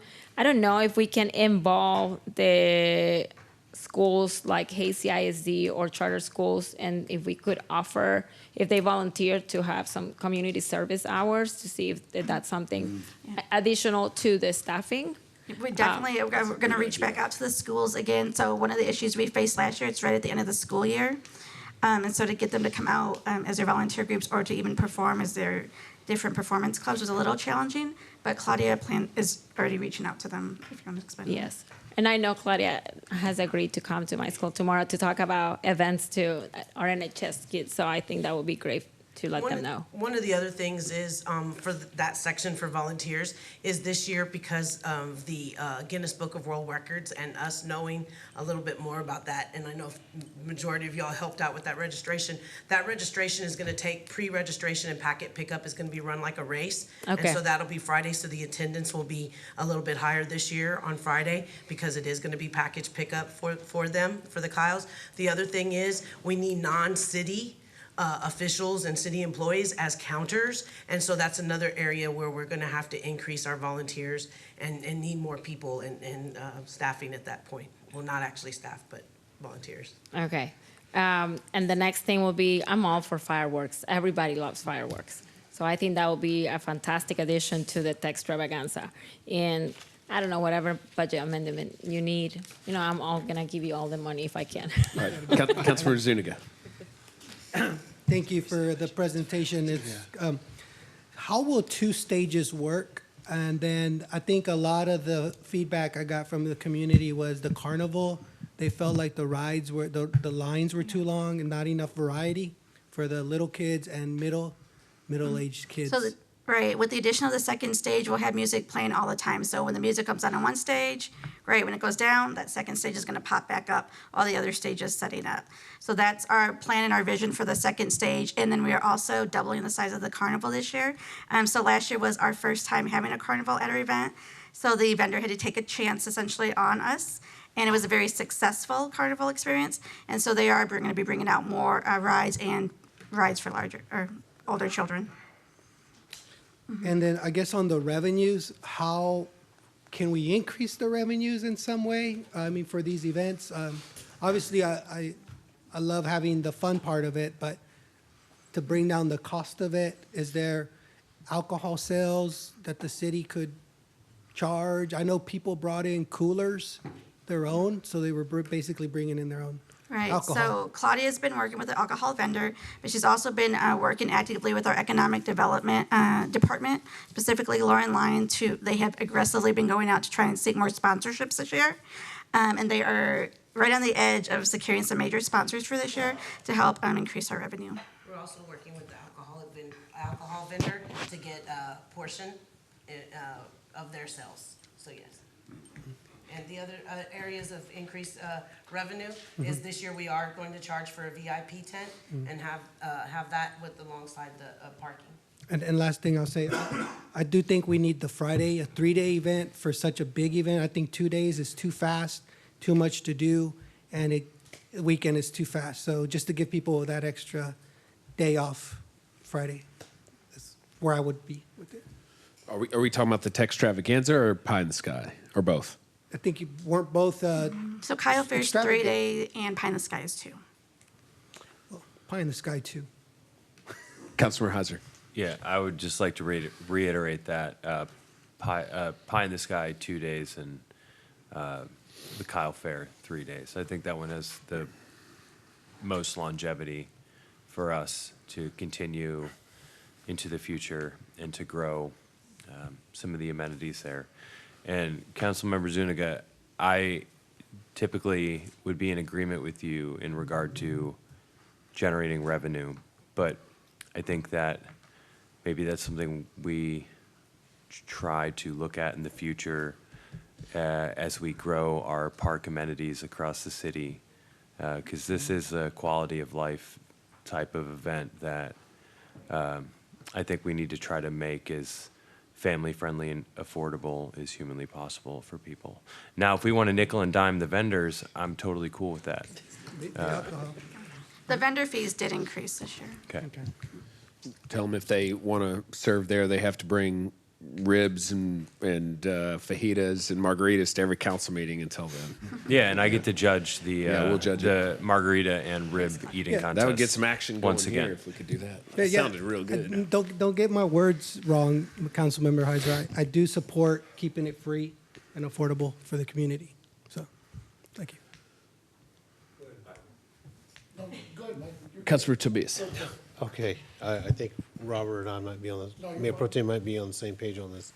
But again, I think referencing my question that I sent you yesterday in my email, I think, first of all, it's hard to say what our STR, our sales tax return, would be for the city as a whole.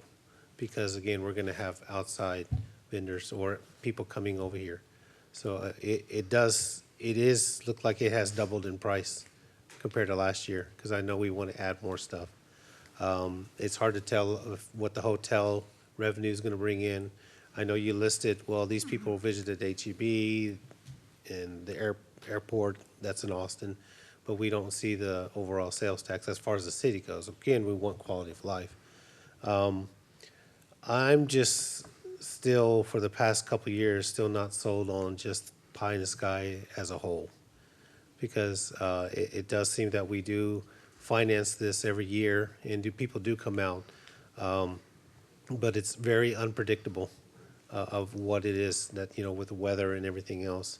So it's kind of always hard for me to get on board. I'm all about the family events and so forth, but it's just, that's kind of where I'm at on that. Other than that, I think everything is going okay, is okay. The drones, I'm still not sold on it, but I mean, I know it's new for a lot of big cities. But that's just my overall, it's just, and kudos through the years for your staff, Benito, and everybody for volunteering and being out there till, gosh, midnight. Making sure everybody's safe, everybody's closed down, and then also have to come back first thing, 5 o'clock in the morning to make sure everything's up and running. Just seeing you last year with your walkie-talkie and you and Amy just going crazy, I kind of felt bad that you guys were not able to enjoy it, even though it's still part of your deal. But I thank you for that. So if we are going to go this route, we're going to need to start thinking big and looking long-term, and if it means we need to hire some additional help to make things run smooth for our residents, and while we're there, we just need to kind of look at those options. And we were informed that for the weekends of both events, the hotels that we do have were sold out, both weekends. Any other discussion? We do need more hotels. Mayor Pro Tem. I'll rent you my house. All right, sounds good. All right, so for me, we done? Okay. All right, just making sure. Didn't want to jump in front of anybody. Just wanted to know what the economic impact's going to be for the city. That's something that I really want us to be cognizant about, making sure that we look at what the real numbers are. Brian, I don't see that anywhere here, what the real economic impact for the city is. What are we generating for the city if we spend these dollars? Well, we don't, the honest answer is we don't have a real good number for you on that. We would have to do an economic impact study to figure out what that might be. Pervez and I gave a little thought to the sales tax. We think it's probably in that $20,000 to $30,000 range that we're collecting in sales tax, which is far below the cost of the event, obviously. But there is a a community benefit. Obviously, the community really enjoys the events, and there are some other event, revenues that we get from hotels or people going out to eat afterwards or those kinds of things. But it's just hard to measure that, Councilmember. But we could certainly look at, trying to commission some type of study to see if we could capture that a little bit better for you, to give you a better idea of that number. Yeah, I think don't that have would, one for that you, would though. be, something that we should really look into. I mean, when I look at the events going on around in our area, especially in Austin, when they talk about an event, the first thing they talk about is the economic impact that it's bringing in. They're giving a real dollar sign to it. And that's something that, I think the residents would really appreciate, is seeing what we're really bringing in as a city, what the impact is. Look, I'm all for, us doing these events. Look, I was a part of some of the planning for Textravaganza, which was about a 3-year event in the making. So, yeah, definitely Mariana can attest to that, and Jerry can as well. It definitely took a lot of time to start this event, and it's a great event, but I want to make sure that we're looking at what the impacts are, what we can do to generate more revenue as well. So that way we're not putting so much out of our hot tax or our event, budget as well.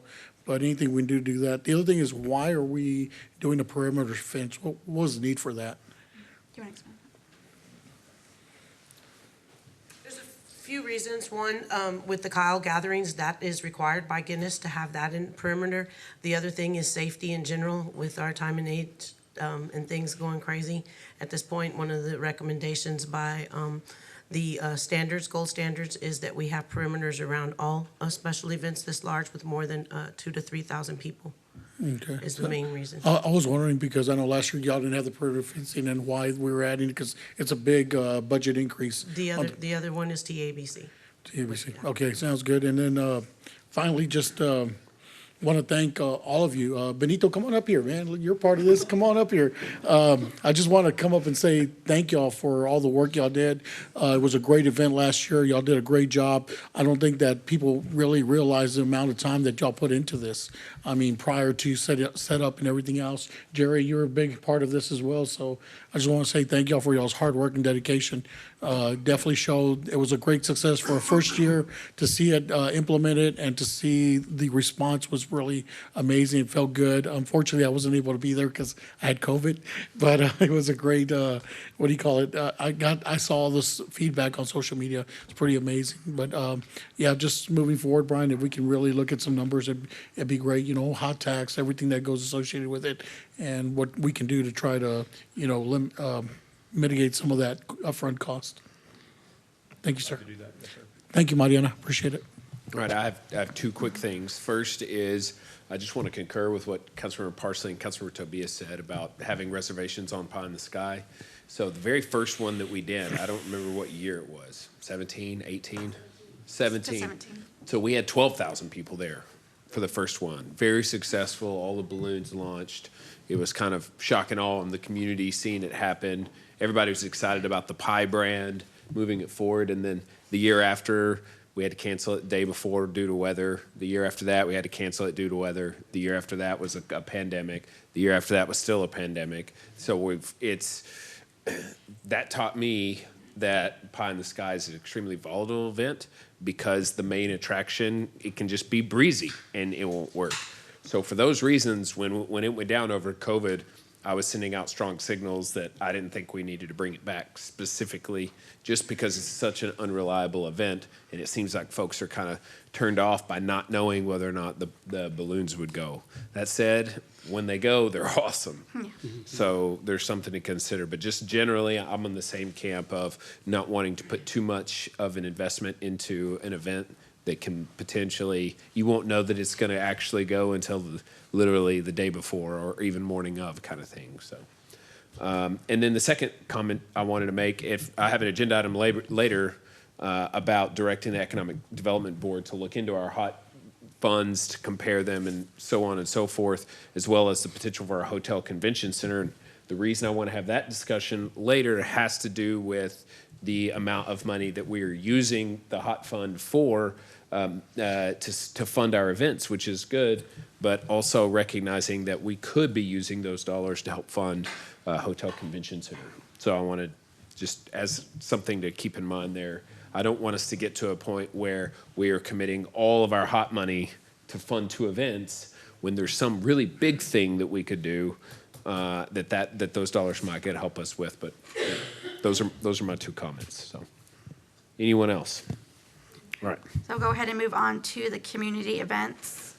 So we currently have 49 community events, and I have all the dates, but they're not showing on the screen for some reason. And so what we would like for just some feedback today on these events, is there anything that you guys want us to add, take out? I know there was talk maybe an Eclipse event, but we really would request, if possible, feedback so that way we have ample time to plan the events. So that we're not adding and deleting at the last minute or months before we're supposed to do an event. And these are just as far as our community events. Please continue to keep the dance for the disabilities. Again, it was a packed house, just like last year where they had limousines and everything else. It was a big turnout. And also for the Christmas dance as well. They all look forward, everybody looks forward to that. So if we can continue to have those. Okay, And back to school bash dance. got it. Mayor Pro Tem. Okay, so I just wanted to ask, there was another list here a minute ago, it went away. Sorry, I was trying to get a view. Sorry. Okay, I want to know just a little bit, I don't want to cut this, but I want to know a little bit more about the Fall Fest Chili Cook-Off and Cornhole Tournament. Is this something that we've done before? So last year was our first year and we opened Love Weather Park. We had our first fall festival and we did it in conjunction with the grand opening of the park, so we're gonna do it again this year. It's a fall themed festival with the Cornhole Tournament Chili Cook-Off. Nice, cool. I know we had talked about, when we were doing the, the festival that we talked about maybe doing a competition between council, a cook-off. And I don't know if this would be the best one or at our tech extravaganza, but definitely would challenge my fellow council members to cook off. It'd be great. So maybe fajitas. But yeah, definitely. Fajitas, ribs, and margaritas. That'll work. But no, just I just want to know a little bit more about that. I think that's a great event. So thank you. Councilmember Parsley. Could you go back one of the slides?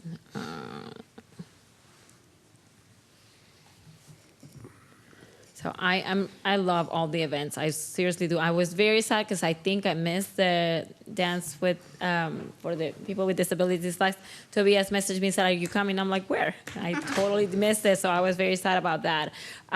The one thing I would like to, I don't want to change anything on the events. I would like to see if for the squeeze box event, we could add some sort of dances or music from different Hispanic countries. That's a feedback I got from some residents. So I think Focus that on the will, accordion. Okay. Okay. She's already on it, Amy says. Awesome. Thank you. I'm very excited. I love all the events. Anybody else? Because there was like it happens during Hispanic Heritage Month. So I think having like Colombian dances, Brazilian dances, stuff like that will be really, and music from different Hispanic countries will be really good too. Okay, Councilmember Zuniga. Marianne, I don't think anybody's gonna cut any of these community events up here, so. We want. Or if you want to add, Is that we what want you to know asked us, now. to cut one, to chop one of these off? If there was something you didn't like. No one's gonna sit up here and say, chop this one. That just means y'all are doing a really good job. Yes. In planning these events. I think, Great like I job. said, most of it is like, you know, if there was something that you guys wanted to add, just that we had enough time, if you could kind of just share in advance. Oh. The Rotary Club used to do a talent show at the Krug Activity Center, and the vibe for it was really cool. So I was sad to see that not continuing. Oh, Kyle's Got Talent kind of thing. Kyle's maybe? Got Talent. That's literally what it was called. So you might want to call them, or We can that would have be it. my. That I was sad to see that not keep going because it was cool. So Amy and Sheba have programmed some events out at La Verde Park, and it's probably something they could Nice. easily Exciting. find, but yeah. Just to follow up on There's a something stage that we had talked about in the past is some councilmember Tobias brought up maybe doing a king and queen court for the parades. So maybe something like that for our Founder's Day or whichever. But Yep. that's something, I think it's a great idea he brought up. Years ago, many, many moons ago in this small town of Kyle, we used to have something called Fair on the Square. And we had a pageant for King of Kyle and Queen of Kyle. And it went on to, Miss Kyle and then Miss Teen. And it was a pageant that involved a lot of the local kids around in schools. And it was like a talent show and then also questionnaire. And then also it was a pageant that they had to where they raised money also for the city at the time. But they also showcased it at the PAC Center. And the winner of the pageant would be an ambassador for the city. So whenever they had grand openings of businesses or whenever they had these kind of events, these individuals, these students, the young ladies or the teenage boys, because my son was one of them, would be at these events as an ambassador for the city. And they would also be part of the parades. They'd also be at ribbon cuttings and so forth. And they got I think a $500 scholarship for, that went to start their college fund on that end. That was one of the prizes they had. So it was something that I think when Rizzo and I back in the day with Samantha Armbruster and everybody else, when we were talking about this fair, like you said 3 years ago, it was brought up to maybe we could look at looking at something like that, bringing that back into the program. I think it'd be pretty fun and pretty neat to get some of the young ladies and also the teenage boys to participate in something fun like that. Sounds good. Councilmember Just an Harris. idea. I'd really like to see us use the pavilion and lawn at La Verde Park on a regular basis. I think it would be very easy to recruit bands to be there probably every weekend during the summer if we wanted to look at doing that. We're definitely gonna, right now our plans for 4th of July included afternoon-long celebration. So we'll be using the stage during 4th of July this year at the park. And then also, Amy, do you want to expand on what other programs you have? Yeah, so Sheba has now incorporated Jams on the Green, story time. So we're partnering with the library to bring story times on Fridays or Saturdays. So she has something going on every month at La Verde on top of market days, the parades, and all of those things. So we have our program for 2024 for La Verde Park. So we're bringing music, the story time, family night out will be the next one. In October, we have a BYOP, where you bring your own pumpkin to carve, and we'll have pumpkins there on site. So we're trying to provide more family-friendly events there at La Verde. So that's the intent. And the other thing I didn't see is Women's Day. International Women's Day, is that on the list? I'm not sure if it's on the list, but it will be on March 8th. It's there. Okay, sorry, just didn't see it. Yep. It'll be at Center Street on March 8th. Well, to add to what Councilmember Harris is saying as well, the program for Heroes Memorial Park would be good to see, 9/11 service, memorial service, we should be doing things with our veterans groups and our first responders groups to commemorate. True. Those kind of things. National Police Week celebration. Yes, exactly. Ceremony or That's something. a great idea. How about that in May, National Police, get with Chief Barnett Yeah. about doing a ceremony? I'm going to Or go whatever. ahead and add that to the list and get with the staff. I know last year we did 4 different weeks where we served the first responders, heroes, emergency preparedness meals, breakfasts. But we'll add that to the list. Thank you. Yep. Also, I'd like to see some plays over at the, La Verde Park, something that I would love to see people out there on the lawn. As we're trying to grow our arts, love to see some plays out there as well. Yeah. Okay. Anyone else? All right. So based on feedback from today, then we will get with our city management and look at the budget amendment for the Kyle Fair and then have further discussion on Pie in the Sky. Well, I just wanted to be clear, for the Kyle Fair, the direction of council was to proceed with that budget amendment and do all the additional things that we talked about. For Pie in the Sky, is the answer, Well, can you don't go do back the to that budget slide amendment? that shows the numbers real quick? I want to make sure we're clear, because that will need to be brought back for a future action.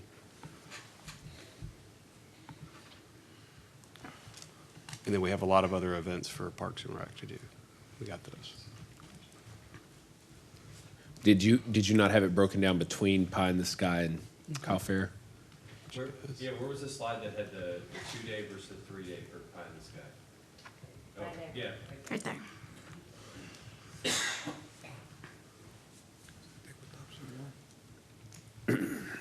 So pie in the sky, both options are 2 days. Because of the availability of the hot air balloons, we can only do a 2-day for pie in the sky. I'm fine with option one or option none. I think option one would be the way to go. Option two, even adding more balloons if the weather's bad doesn't really help. But I think option one is something we probably get behind. Can we table the pie in the sky, try to get some feedback from the community about how they feel about the event? Well, That's what happened last time. I don't think there's really time for that, but Yeah.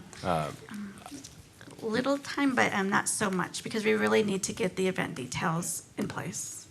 Mariana, I would rather go with option one or not do it at all and try to replace it with something else on the fly, obviously, because there's no time. But I don't want to just waste money on an event that, like, one of the key elements of the event is completely out of our control. So could we have a successful event without advertising the balloons? So just going with option one of the things I'd like us to revisit next year, if we do go ahead with option one, is the dates. So one of the things we're doing, one of the reasons that I think that Pie in the Sky is not being successful as it could be, is because of the dates. We're competing with too many things around us. So I definitely would look at what's going on during that weekend, what we're competing with. But I remember last year, there was so much going on around us, we didn't get the numbers we wanted there. When you're planning an event, you always look at what's going around you in the region, because you don't want to be competing against somebody. I think that's why Texas Extravaganza did so well. It wasn't competing against no one, and we got great numbers. I think this could be a very successful event as well if we pick the right date. I just worry about the date right now. So we did do our research with all of our events. We always do our research. And also historically, though, Pie in the Sky was set to take place on Labor Day weekend. And so we did discuss possibly changing the date. And based on the research that, our Assistant City Manager Jerry and its former staff had completed, that was the date that Pie in the Sky was going to be. And then they also looked at weather patterns throughout the time of the year, and that based off weather patterns was the most recommended time of the year as well. But it is something, the date and the weather, that we've definitely just had discussions about. Thank you, Mariana. How do y'all feel about Pie in the Sky? Because we're not like the experts. I mean, not that nobody is an expert in here in Pie in the Sky, but they know better. I have a question. Does anyone know when our pie capital of Texas status expires? 2 years. In 2 years? I believe so. 2 to 3 years. I think it's in 2 years. It was on for 5 years. Okay. Can we look into that? Just like Well, so I don't think that kind of a long-term branding initiative is something that you necessarily take a vote to eliminate. Because just curious. Well, my suggestion would be to maybe start to take steps in that direction. And the biggest step is to get rid of the, pie-themed festival. It's extremely unpredictable as a step. So I felt for a while that that's the appropriate way for us to go, to start to phase out of that while we continue to grasp for new markers of our identity. And I mean, some of the staff that was here knows I argued against continuing on with it, but council ultimately decided to limp it along, for lack of an appropriate term there, but that's sort of the way I feel about Pie in the Sky. I think it's it was once an important part of a branding initiative that has been successful for us, but at the same time, I'm not sure how important it is for us to continue to pursue that brand and or this festival that's volatile. So just to be clear, I'm on the side of not doing that. And now, especially that we have the Tech Extravaganza, which is a comparable program, but that seems to have really good legs and not some of that weather-related liability. I say, let's just put our resources towards that and then re-envision a new fall-based festival maybe for the following year. I guess to answer Councilmember Parsley's question about how we feel, right? Like, we love events. Like, we love changing lives and serving the community, okay? However, Pie in the Sky falls in a very, very hot time of the year. Mhm. It is brutally hot out there, and it is very weather dependent, right? But it's an incredible event. It's an amazing event. Like when you're out there and those balloons go up, it is magical, right? And you're showing hot air balloons to a population that might not see that ever. Like it was amazing. It was incredible.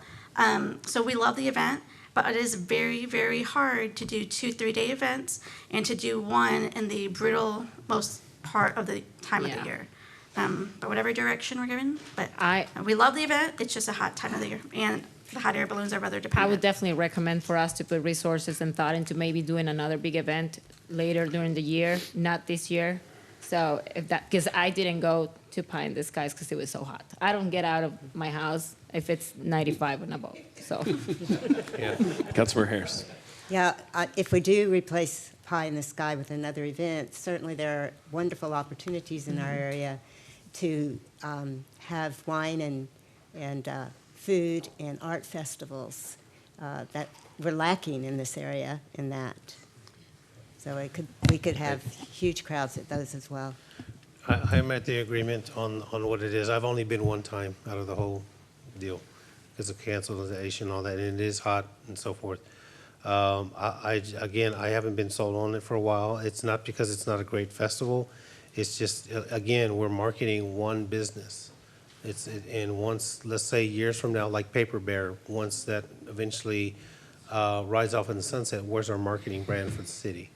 But we're not talking about that. We're talking about the pie thing itself. So with a heavy heart, I guess if we were here to make motions on this, since we're talking about this, I'd like to go ahead and make a motion to discontinue this year's Pie in the Sky Festival and reallocate the funds for another event, or if we need to add it to the Texas Extravaganza for a new beginning. Second.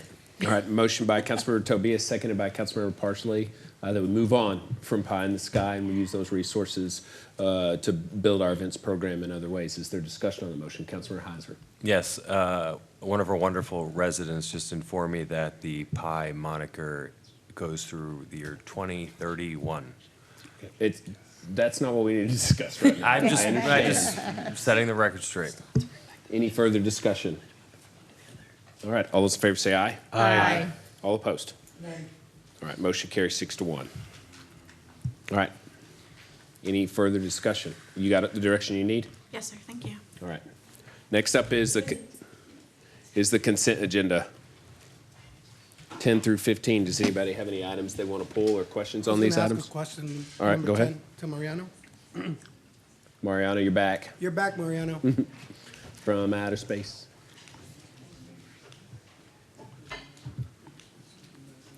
Hello, just a quick question on the restroom along the trails. It does not have a water fountain? So I have Kyle Ernwine, who is joining us online. He's with Green Flush Restroom Technologies, and also Benito Pereira, who is our division manager, who can really go into the specifics of that restroom. Mr. Kyle, are you still there? I'm here.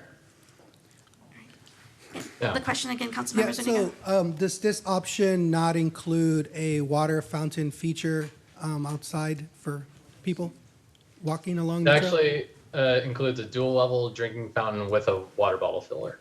Oh, okay, I didn't see it, I did not see it in the schematic, so wasn't sure if we're buying only a restroom there.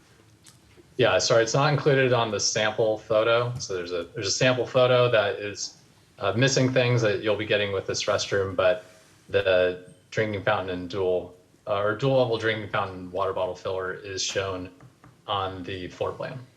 Okay, thank you, that's what I wanted. Wow, he was ready to go. Mayor Pro Tem. Yeah, are these air conditioned? No, they could be after the fact. So if you wanted to have a contractor go in there and add air conditioning, then you could, but it's not included. Okay, so what's the R factor on the roof? R factor, I would have to look it up quick here, but it's typically around an R30. see here. And the reason I'm asking is because those bathrooms, usually people don't want to go in them because they're burning, they're like saunas. So I'm just making Yeah. sure we have good ventilation, we've got a good R factor on the roof, or if we need to go back as a city and add maybe some foam insulation at the bottom or something, just to make sure that people aren't burning up in there. It's an R22 on the roof and then an R15, I believe, on the walls. And you do have excellent ventilation. You have an energy recovery ventilation system. So the air inside, as exchanged with outside air, actually maintains the temperature. So if it's cool air, then it maintains the coolness of the air about something like 70% of that temperature as it is exchanged with outside air. How about when it's hot? Because that's when we have really still days during the summer. And this past summer, we experienced a record amount of 110 days, just making sure that it's comfortable in there. Yeah, so if it's cool air inside, then it'll maintain about 70% of that coolness as it's exchanged with the hot air outside. But if you don't have an air conditioning unit that you add later to the building, then it's not going to be 110 degrees inside the building, but it will be a little bit cooler because you have that coolness of the energy, coolness of the temperature from the morning that is still there, a little bit of that coolness later on in the day. How long does that last? Do you know? I do not know. I mean, I think if that's a priority with keeping it cool in there, then Yeah, I do it is. recommend adding an air conditioning unit after the installation. Yeah, I think that should have been the top priority when they were designing this. One reason is that when I've visited a lot of different parks throughout the United States, and one of the things I've always noticed is that the bathrooms that are really, really hot, nobody wants to use them. It's just they drive a little further and go to another bathroom. So something that should have been asked when we were designing these. So I definitely would look at maybe a ventilation system or something temporarily, just to make sure that it's not 100-some degrees in that bathroom. And I think one thing Benito also could probably address, there's not any power source out there on the Plum Creek Trail. Did you want to expand on that? Is that, and it was just all solar in that. He's just mentioning that's one of the reasons. Yeah, we've got solar options now as well, so maybe something like that we could explore. Thank you. Any other questions? Questions about other items? Oh, is the full price for the whole installation of the portable? Yes, that's correct. The total price that is on the agenda is the total price for the installation in the building. Okay. That was the only questions I had. All right, motions? I would like to make a motion to approve consent agenda 10 through 15. Second.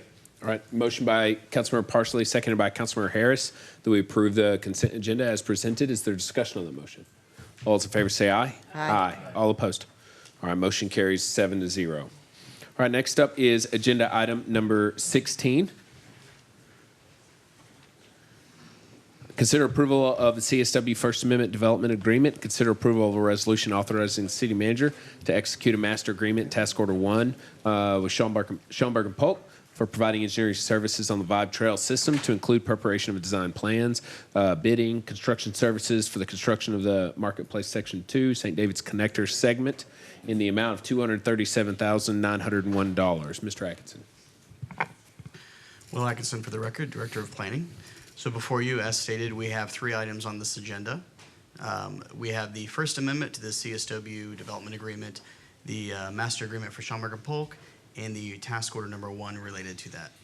So as most of y'all probably remember, the original agreement with the CSW group where Chipotle is and what have you allows for a tunnel to go underneath the Union Pacific Railroad. Union Pacific deemed that unfeasible. And so as a function of that, they did say a viable alternative would be the pedestrian bridge.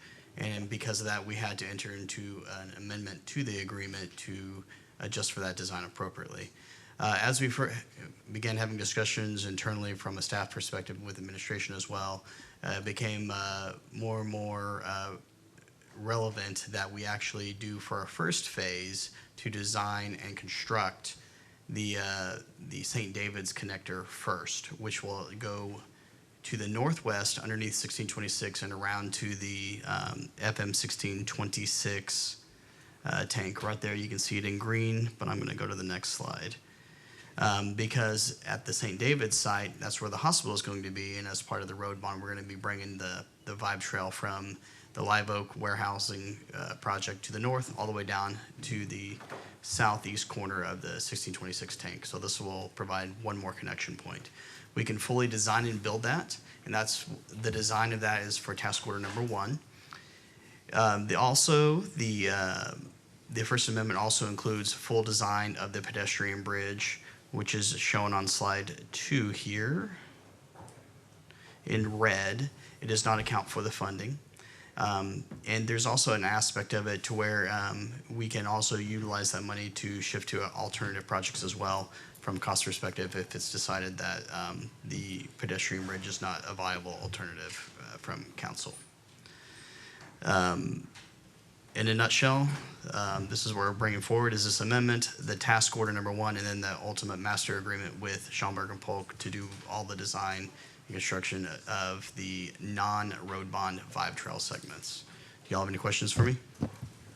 I'd like to make a motion to approve agenda item 16 and amend the development agreement to include this section of the Vibe Trail as well as award the contract to SPI. Second. Motion by the mayor, seconded by Councilmember Heiser. Is there a discussion on the motion? All those in favor say aye. Aye. All opposed. All right, motion carries 7-0. Thank you, Will. Thank you. All right, next up is agenda item 17. Consider approval of a task order number 2 to KCI Technologies in an amount of $110,450 for the development of sidewalk master plan for the city. Mr. Wilder.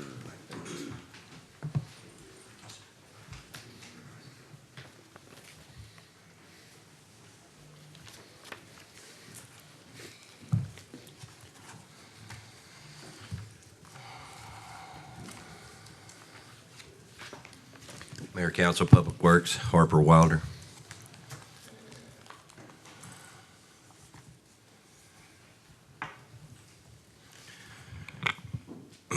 Just some background. This item was placed on the council agenda to direct city manager and staff to work on the sidewalk priority plan.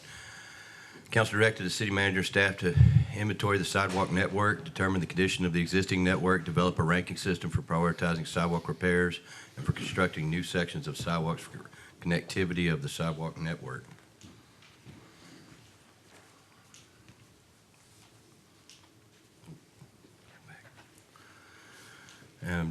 Same background. Ordinance number 957, approved in 1964, requires property owners to maintain the sidewalk adjacent to their property in good condition.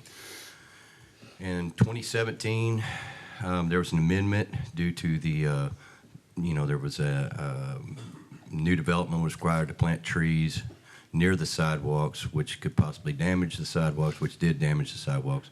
And so there was an amendment that was done, and it elected to facilitate sidewalk repairs by the city. And then to address the poor condition of the city sidewalks, council awarded a contract to Poly Level, which actually raised the sidewalks. It didn't bust them up and repair them. It just lifted them up. So the thought was we're not going to have to go in there and tear all these sidewalks out. We'll just raise them up. And this went on for a short bit, and then there were some issues involving the workers and the contracted workers, and it was given back to Public Works. Council requested that Public Works resume the responsibility, in which we did. Since that time, the backlog that we had at that time has been completed. Now, the sidewalks are a constant thing. There's new ones evolving regularly, so we always have an ongoing list, just so y'all know. And February 7th of 2023, council approved a contract with KCI Technologies. This is for the pavement assessment that y'all just heard me talk about earlier.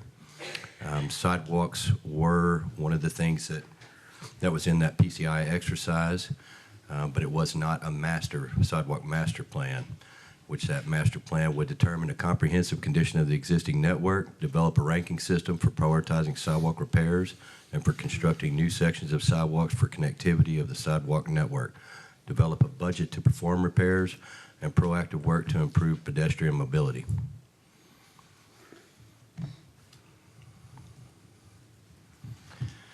You can see there's 6,800 linear feet of sidewalk segments were installed and or repaired in the last 2 years by our own internal in-house Public Works Department. Requests for repairs are addressed and generally resolved within 2 weeks. The first picture on your left is next to Kyle Elementary, and that comes to Burleson, where previously there was no sidewalk there that these kids had to walk down to get to Burleson.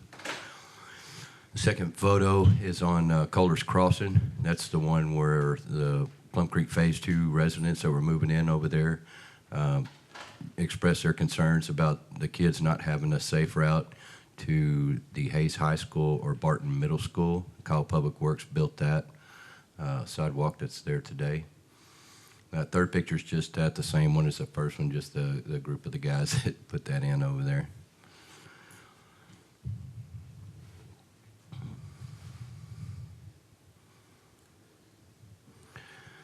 Okay, Kyle Sidewalk Network, 240 miles, 96 are in good condition, 39 miles of streets in the city have no sidewalks. So that's a lot of miles of streets with no sidewalks. Not all streets have sidewalks on both sides of the streets either. Not all sidewalks meet ADA regulations.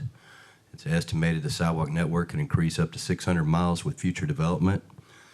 And let me just show an example. I'm going to back up one side real fast. If you see that one where the kids are walking from Kyle Elementary and they come down to Burleson, if you cross Burleson, if those kids want to go across Burleson to the houses on the other side, there's no place for them to walk. There are no sidewalks.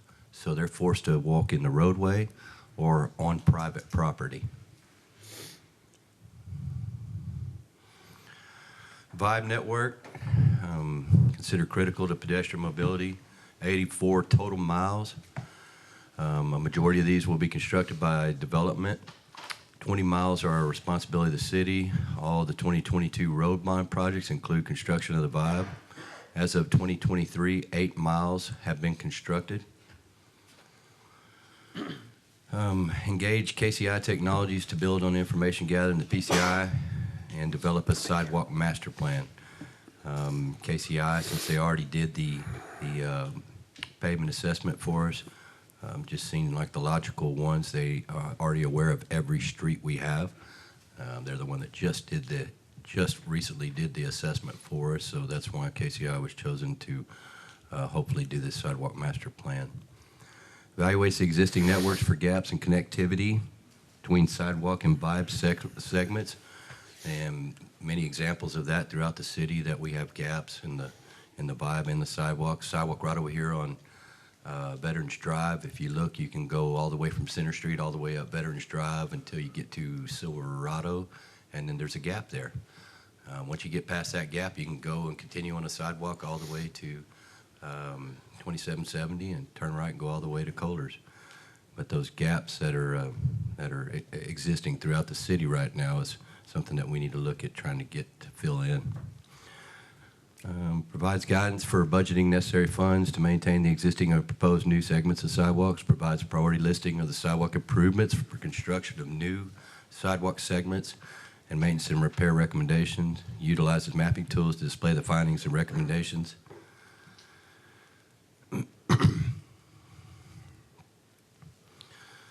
Option 1, council approves task order number 2 to KCI Technologies in an amount of $110,450. Authorizes the city manager to execute task order number 2. You can see option 2 does not approve the execution of task order number 2. Option 3, council provides new direction. Our recommendation is to approve task order number 2 to KCI for $110,450 for the development of a sidewalk master plan. That's it. All right. Does anybody have any comments or questions? Councilmember Tobias. I guess for me, I was maybe under the impression that we were going to do this all in-house.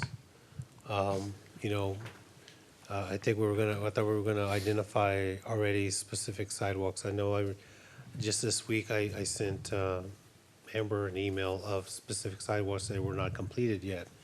So with this company, are they going to, if this goes through and gets approved, So are they just going to look at the entire city itself and then kind of go with what Mr. Barber brought forward, specific roads that need to be repaired? Or are they going to go and look at our city and see what sidewalks, the width they need to be, or some of them that need to be up to date with ADA compliance? Because I know right here in front, in City Hall and all these roads, these streets, you can't even get a wheelchair through, so I can understand that.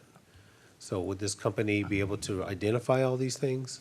I'm going to bring him up in 1 second, but I just want to say, so there's things with the sidewalks like that I just mentioned there on Burleson with those kids going across. So we could say, hey, we need this sidewalk on the east side of Burleson down here to front. Okay. And everybody knows, yes, we need a sidewalk there.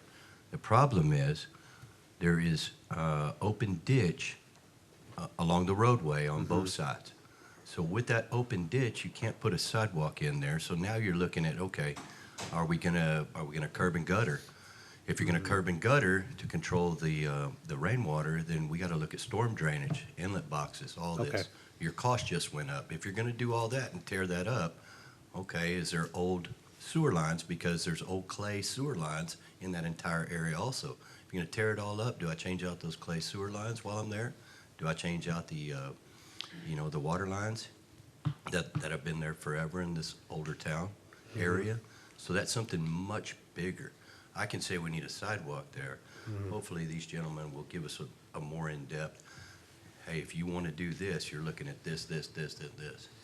Everything kind of seems to domino in certain aspects when looking in certain areas here. That's true, and thank you for the explanation, because I think that's what Councilmember Zuniga brought up last year, when he was saying, why can't we just get sidewalks in these old neighborhoods, right? But you're right, some of these have easements, some of these are also private property. Some of these may have drainage issues, and the streets are so narrow, you can't really get a sidewalk on them. And so those you made good, perfect points right there, as far as what they would help do, if that's the case. Is that correct, sir? It's just so we have our residents understand, because this would be a large contract, and to see what the dollars would go towards, and what kind of work would you be doing. Yes, sir. Thank you. My name is Will Hager. I'm with KCI Technologies. Pleasure to be with you tonight. To speak to your question, beyond just looking at your existing network and where those gaps might be, we're hoping or proposing to take a significant amount of public input to help you identify those origins and destinations for those pedestrian trips. Hopefully this entire effort is going to lead you to a more strategic approach to filling those gaps, because it is a large network, it's a growing network, so it's going to be a challenge to fill all those gaps. What we want to do is give you a strategic, responsible way to hit those high priority corridors and close those gaps as best you can going forward, and give you more of a roadmap over the next several years to complete those missing links in your network. Okay, that sounds kind of exactly what Mr. Barber was bringing forward. Identifying specific roads versus microsofting versus sidewalks that could be either needing repair or some that just need to be completed, like some of the ones over there in District 6 that I was mentioning earlier, versus ones that just need to be brand new, and then seeing how we can go about there. Okay, thank you, sir. Motions? With that, I'd like to go ahead and make a motion to approve agenda item number 17. Second. All right, motion by Councilmember Tobias, second by the Mayor Pro Tem, that we approve agenda item 17. Is there discussion on the motion, Mayor Pro Tem? Yeah, I'm really glad that we're bringing this forward, and one reason why is that there's a lot of need for sidewalks throughout the city. One of the things we have to be cognizant of that is when you add sidewalks, sometimes that disrupts bus schedules because of what the state has implemented, making sure that we notify and get that information out to people, because everybody wants a sidewalk in front of their house, but they don't realize when you make that connectivity, then you're gonna just, there's bus schedules that are no longer gonna run in your neighborhood because you have those sidewalks. So making sure we get all that information out, let them know that that could be a possibility, but just finishing up, one of the places I've identified, just personally, is on Stagecoach Crossing over to Center Street, because a lot of those kids are in middle school, go over to Wallace Middle School. They're walking through the grass, so just I wanted to add that one to the list as a shot there in District 2. But other than that, yeah, making sure we get all the information out there because a lot of the residents I talk to, when they want a sidewalk, and I tell them that now the connectivity will stop their bus going through their neighborhood, they're not in favor of the sidewalk. So making sure we get all that information out to the public. That is true, I'm sorry. And It's a 2-mile radius. 2 mile. And you can be able to identify them. You're correct. yeah, because they're, You lose bus services. yeah, for sure. Thank you. It's not in a certain intersection. Councilmember Zuniga. No, thank you, Harper, for bringing this forward as well. I think KCI is a logical choice since they are evaluating the condition of the roads. Might as well look at the sidewalks there, and they kind of go hand in hand. Where you have a bad road, you're gonna have no sidewalks or bad sidewalks. So I think it's just the more information, the more data we can get, the better we can look at the budget season and hit the priority. Like you just mentioned, the ones near those schools, which I don't think they lost their bus service, but you know, where the needs are for that walkability. Yeah, I don't want to speak for KCI, but I think that they could identify the schools in our, you know, in our area and, you know, have that radius, that 2-mile radius, and just kind of point that out on one of their slides, the impact. Right, and it's just a safety issue, that someone should be able to walk down the road without being hit by a vehicle. So it improves safety and walkability. So Yes, sir. glad to see this. Councilmember Heiser.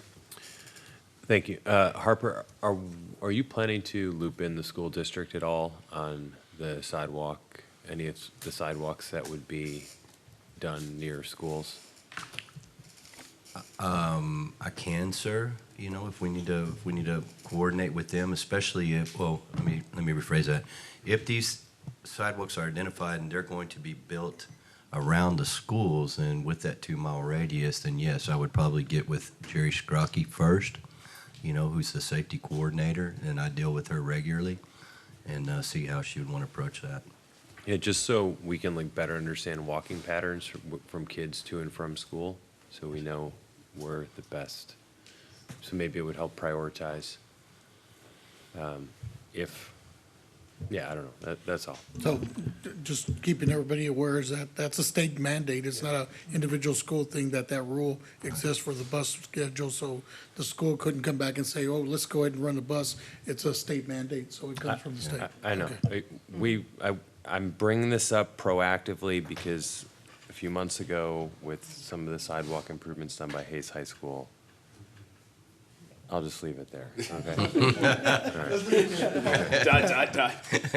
Well, just to reiterate what was just said, and why I think this is a good item, but the lesson learned from the sidewalk along 2770 was, like, you have 3 options, and we chose the worst of the 3. Option number 1 is don't do anything, which allows the bus service to still run. But the downside is you're choosing to allow state law to prevent you from putting in pedestrian infrastructure, which doesn't seem like the right answer.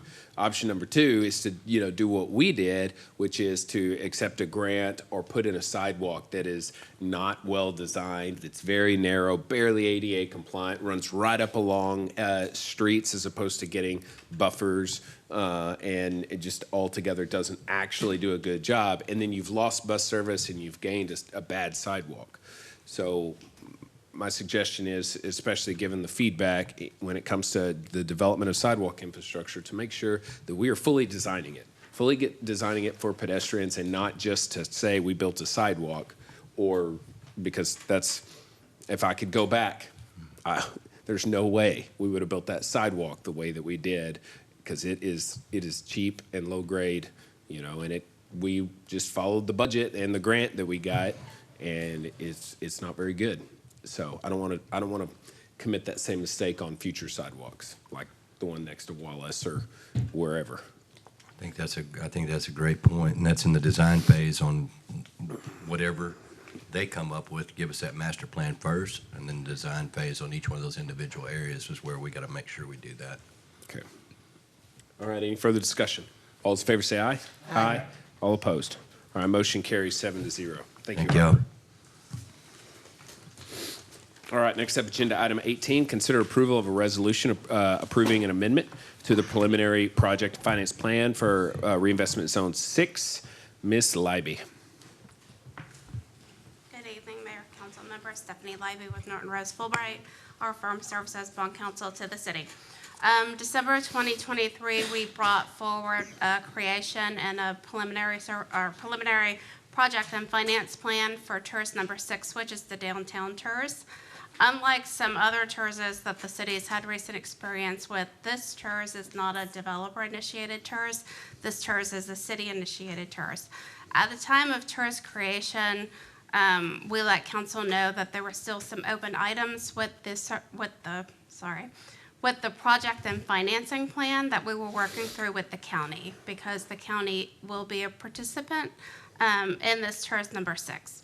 And so we've spent basically the month of January working with county commissioners and county staff to revise some of the projects within the project list and then revise some of the county participation within the TERS.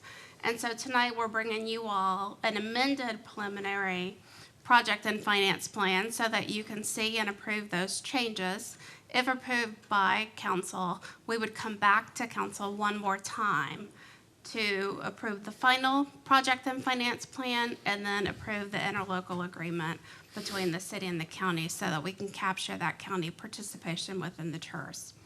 So just from a very kind of high level, for what is, as a refresher, for what is TERS 6 or the downtown TERS. The downtown TERS is designed to provide a financing mechanism to assist the city with implementation of the downtown master plan that's currently in development.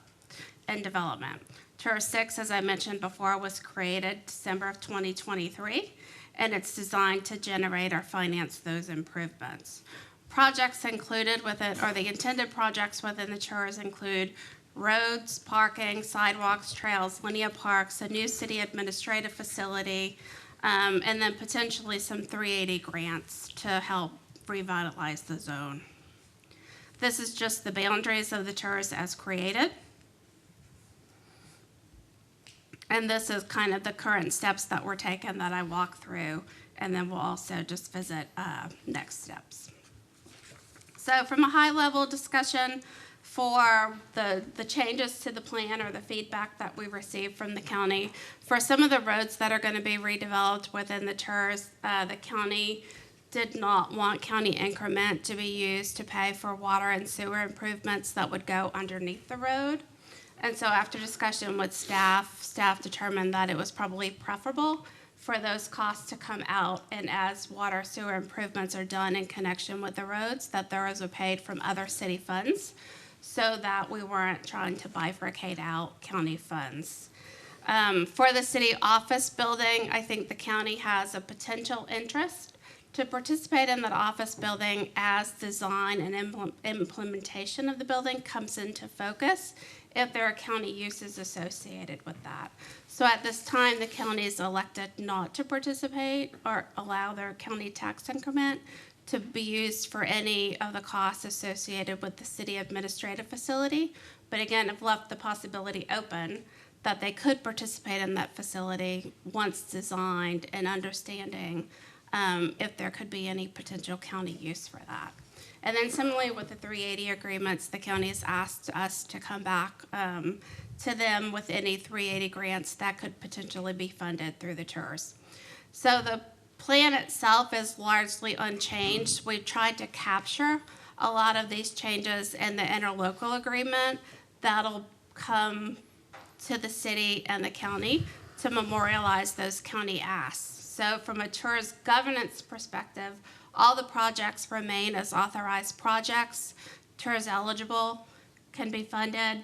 It protects the city's interests. It puts the city in the best position from a moving forward basis to help redevelop the downtown area.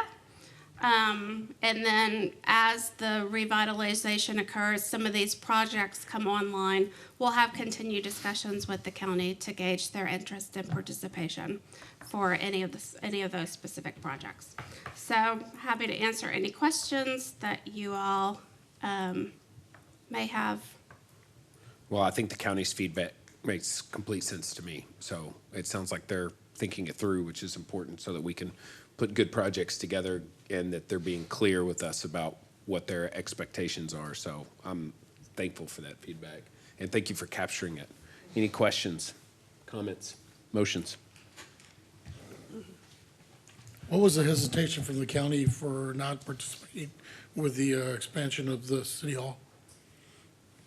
Well, the county, from a general perspective, with all of the TERSs that they participate with city-sponsored TERSs, they like to delineate those projects that they view as true municipal services. And so anything, and it's kind of the same objection that they had with the water and sewer type projects. Water sewer improvements aren't a quote-unquote county function. And so their tourist policy provides that county tourist increment shouldn't be used for those types of facilities. And so they viewed the city administration facility as in the same category, that was really funding something that the city should fund in the normal course of business. But again, as that facility is designed, there's a desire within the county to have some additional county office space in this area of the county. And so if there is an opportunity, as that building is designed, for a portion of that space to be dedicated for certain county offices, I think the county would be willing to participate in sharing costs of that office facility. But those are really kind of fact-specific questions that we'll need to ask and answer as that facility is ready to be constructed. Okay, thank you. Motions? I'd like to make a motion to approve agenda item 18. Second. All right, motion by Councilmember Zuniga, seconded by Councilmember Heiser, that we approve agenda item 18. Is there discussion on the motion? All those in favor say aye. Aye. All opposed? All right, motion carries 7-0. Thank you, Stephanie. Next up, agenda item 19, consider approval of a task order number 20 to LJA Engineering for PS&E at the Kohlers to Seton off-system project of the 2022 road bond in the amount of $1,367,000 and change, and authorizing city manager to execute all documents. Mr. Cantalupo. Thank you, Mayor, Council. I'm Joe Cantalupo. I work for K. Friesen Associates, and we are your bond program manager. So as the mayor said when he read the item, this is for LJA to take the off-system portion of the Kohlers Crossing project to plan specifications and estimates, otherwise known as PS&E. This task order is $1.367 million and change. There's a little bit of a background here, but just really to say that this is going to take Kohlers from the east side of I-35 through what we all know to be the Caraway track down across Beebe and into Seton Parkway. This is the first piece. Again, it's the off-system piece. It doesn't want to move. There we go. And this is just a picture of it.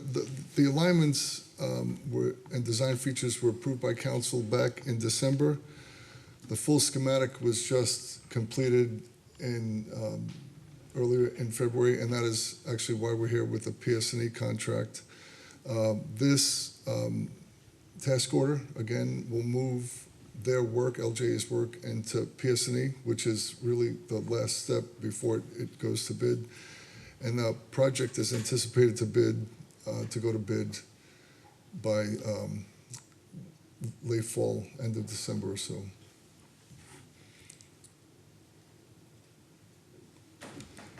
And so really the scope, and I know it seems like a lot of repetition, is really to develop the PS&E contract for this off-system portion of the Kohlers to Seton project. And it's really the PS&E, the plan specifications and estimates are really the documents that are required to advertise, to award the contract to a contractor, and also to administer the construction contract. It's the final design, and those are the sort of the guiding documents for getting the project to and through construction. And again, the fee is $1.367 million and a few dollars after that. And really the recommendation is that council approve the task order LJA to get this part done. All right, thank you, Mr. Cantalupo. Does anybody have any questions? Councilmember Parsley. Hi, Joe. So I know about March 7th, 2023, we approve another task order for this specific road. What is the difference between what we approved a year ago to what we're approving today? This is just the next step in the process. This is for PS&E. We're not going backwards, we're moving ahead. Projects, remember, we started with preliminary engineering report, and then we went Designs and schematics. and then this is PS&E. I don't remember exactly what was included in March, but we're not retreading new ground, we're just going the next step in the process. This is the last thing before the project gets advertised for construction. Okay. And it's still within the budget for this? Design and this task engineering. amount is within the budget that we have set aside for the entire project for design. Colors to Seaton, okay. Right, and there is leftover money that will be put toward the I-35 portion, and we're just starting to figure that out with TxDOT now. Okay. Wasn't this one tied up with the historical, archaeological digging? Did that ever get cleared? Oh, I don't know if it's cleared, but if it's not, it's in process, and it'll be all resolved as part of the design process. Those things a lot of times run concurrently. Okay, Joe. Mayor, I'd like to make a motion to approve agenda item 19. Second. Motion by Councilmember Heiser, seconded by Mayor Pro Tem. We approve agenda item 19. Is there discussion on the motion? All those in favor say aye. Aye. All opposed. Motion Thank you. carries 7-0. Thank you, Joe. All right, next up, agenda item 20, consider approval of a resolution authorizing 24 Team Kyle Academy. And you're just looking for us to approve the Team Kyle Academy? Essentially, yeah. We don't have Well, I'm going to the get the built-in motion on the budget. record. I'm going to make a motion to approve the 2024 Team Kyle Academy. All right. Second. All right, motion by the mayor, second by Mayor Pro Tem. Is there discussion on the motion? Yes, real fast. Okay. Can we expand it? Do you mean by People. participation numbers, or Yes. do you mean by, okay, yes, but we would probably need to ask for more budget because of food and shirts. Deal, you got it. Okay, I don't know how much that would be, but I can, yeah, do. Thank you. What were you thinking, though, for class size? Were you thinking closer to, we 1 currently million. accept 24? It's So- 24 now? Yeah, 24 is That's it. now, I don't want to make it so unruly that we can't give them the quality time that they would like. And Nice. What are you going to say to that, Mayor? 17, 23, or 22, 27, 30. 30? All right, we can do that. I'd like to amend my motion to increase the size from 24, possible maximum size from 24 to 30. Second. All right, that's agreeable with the second. So is there discussion on that motion? Councilmember Zuniga. Is there a community participation event that they have to? Yes, they have get what are involved called with? field trip.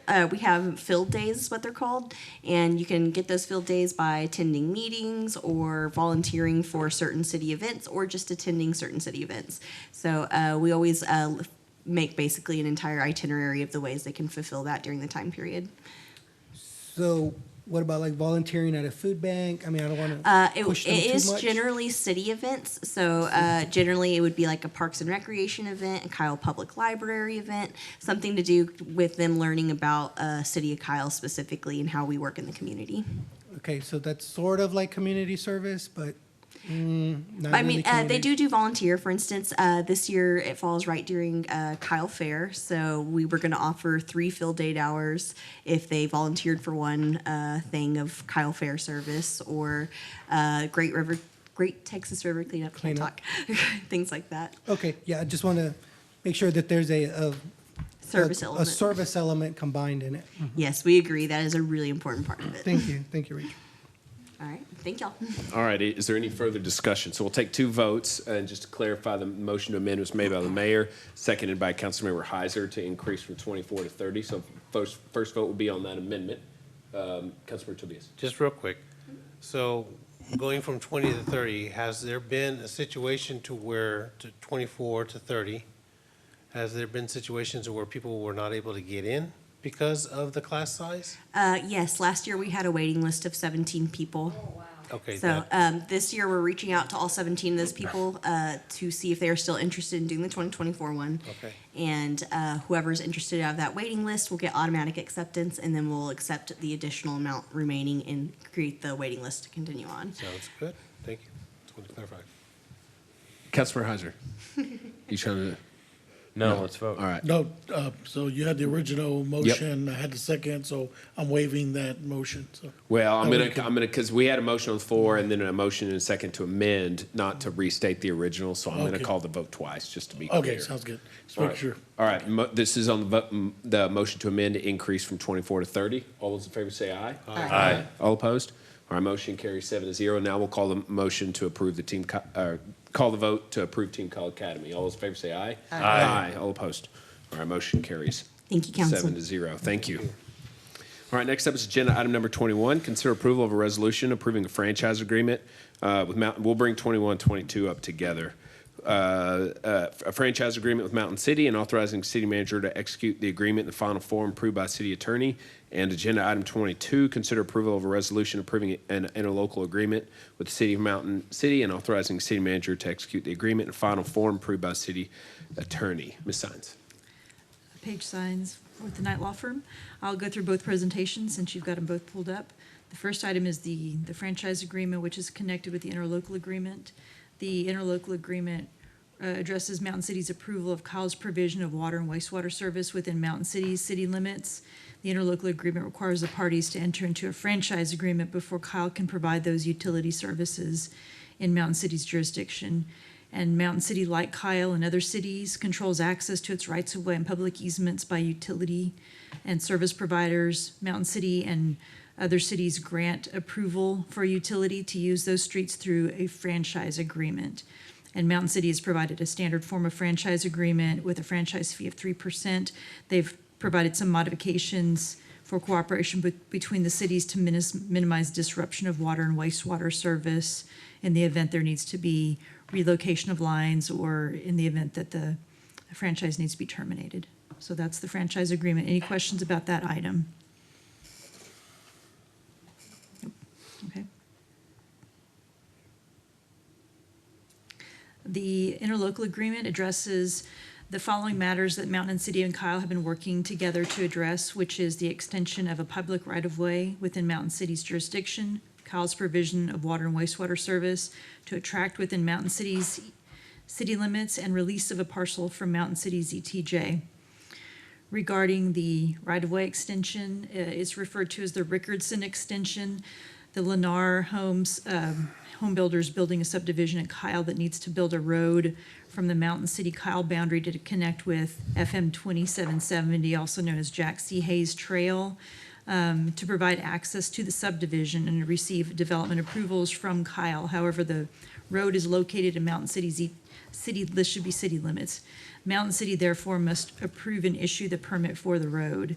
The agreement provides for Mountain City to review, approve, and issue a permit for the Rickardson extension and to accept Kyle's review of those plans within 60 days following the receipt of a complete application from Lennar and dedication of any required property interests under their permitting processes.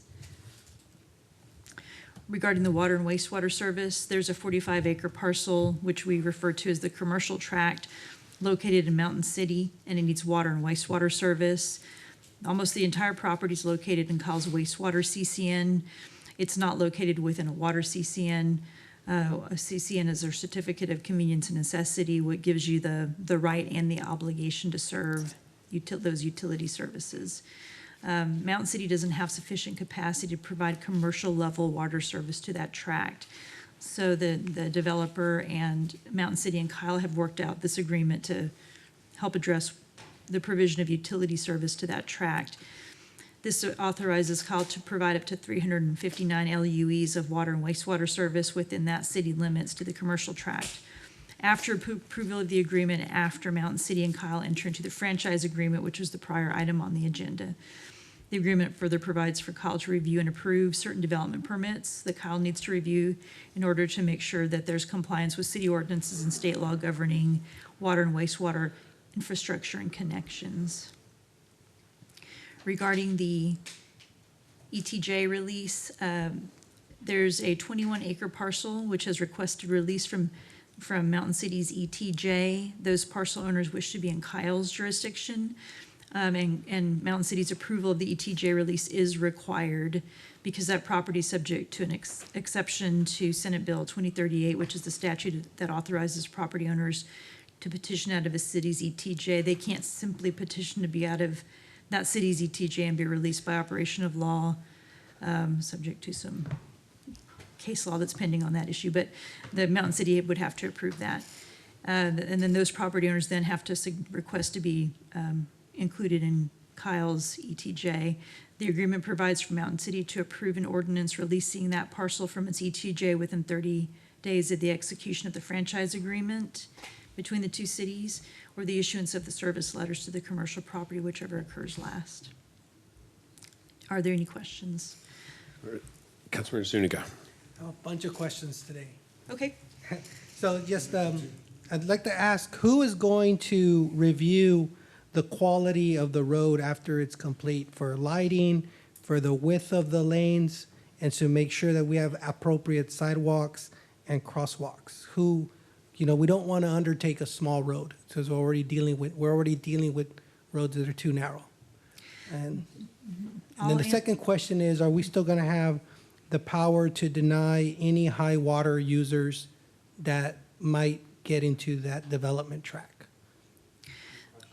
On the first question, Is that a good question? It is. Yeah, sometimes I think. I will have, I may ask for backup from engineering, but the road is I going. can tell you what the answer to that is. You're I not think I going to know like the it, answer. though. The answer is going to be residential, but Yeah. what if someone moves in and says, I want zoning commercial, and I'm a high water user, and so what? You promised me this water, so now you owe it to it. Well, hang on. I thought you said who's reviewing the road? Yeah, that was one construction. question, but then I had the other hypothetical is, The first question answered first. Okay. so I had two hypotheticals. So the limit of the water is 359 LUEs. That's the limit of the access they have. And so if they had a higher water user that had an equivalent more than 359, it would not be allowed. That's the simple answer to that. Okay. The second question was the road. So the road will be built to our standards. So the pavement quality, the depths of the subbase, all those kinds of things are to our standards. I don't know if there's a sidewalk on it. I'd have to look at that particular, because it goes right to 2770. Well, Brian, just to be clear, so you're saying this agreement compels them to build it to our standards? But Paige, correct me if I'm wrong on that. It does not. It's going to apply Mountain City's requirements. Okay, and so what requirements does Mountain City have on roads? Some plans have been submitted to Kyle already for review. That were approved, yeah. And Yeah, but that's irrelevant because it's not our jurisdiction, and that's the whole point of contention why they pulled away from doing the road is because we can't approve plans in another city's city limits. It's not the city of Kyle. So Councilmember Zuniga's question is very relevant. Are they going to build it to the Kyle standard? And if they've said that, can we get it codified in this agreement? Because once we vote on this, if it's not memorialized here, I can't think of any reason that they would be compelled to build the road according to our standards. I think Lennar is going to be building the road. My understanding is that they do want to build it to the Kyle standards, that Mountain City is accepting of those standards. So I think if we wanted to make some type of motion on the record, just to be clear that it would be built according to our standards, that would be probably a proper way to do it. I'll ask the attorneys if there's any other ideas they have about that. But I understand the intent, and I think that's the intent of all the parties. I do think we can do that. However, Mountain City would be the ultimate approver, and they have to be because it's in their city limits. So we can request that they use our standards as opposed to their own standards, or use our standards in addition to their own standards, but they still have to be the final approver. They would be the final approver, but we are entering into a contract with them that includes this road as a central piece.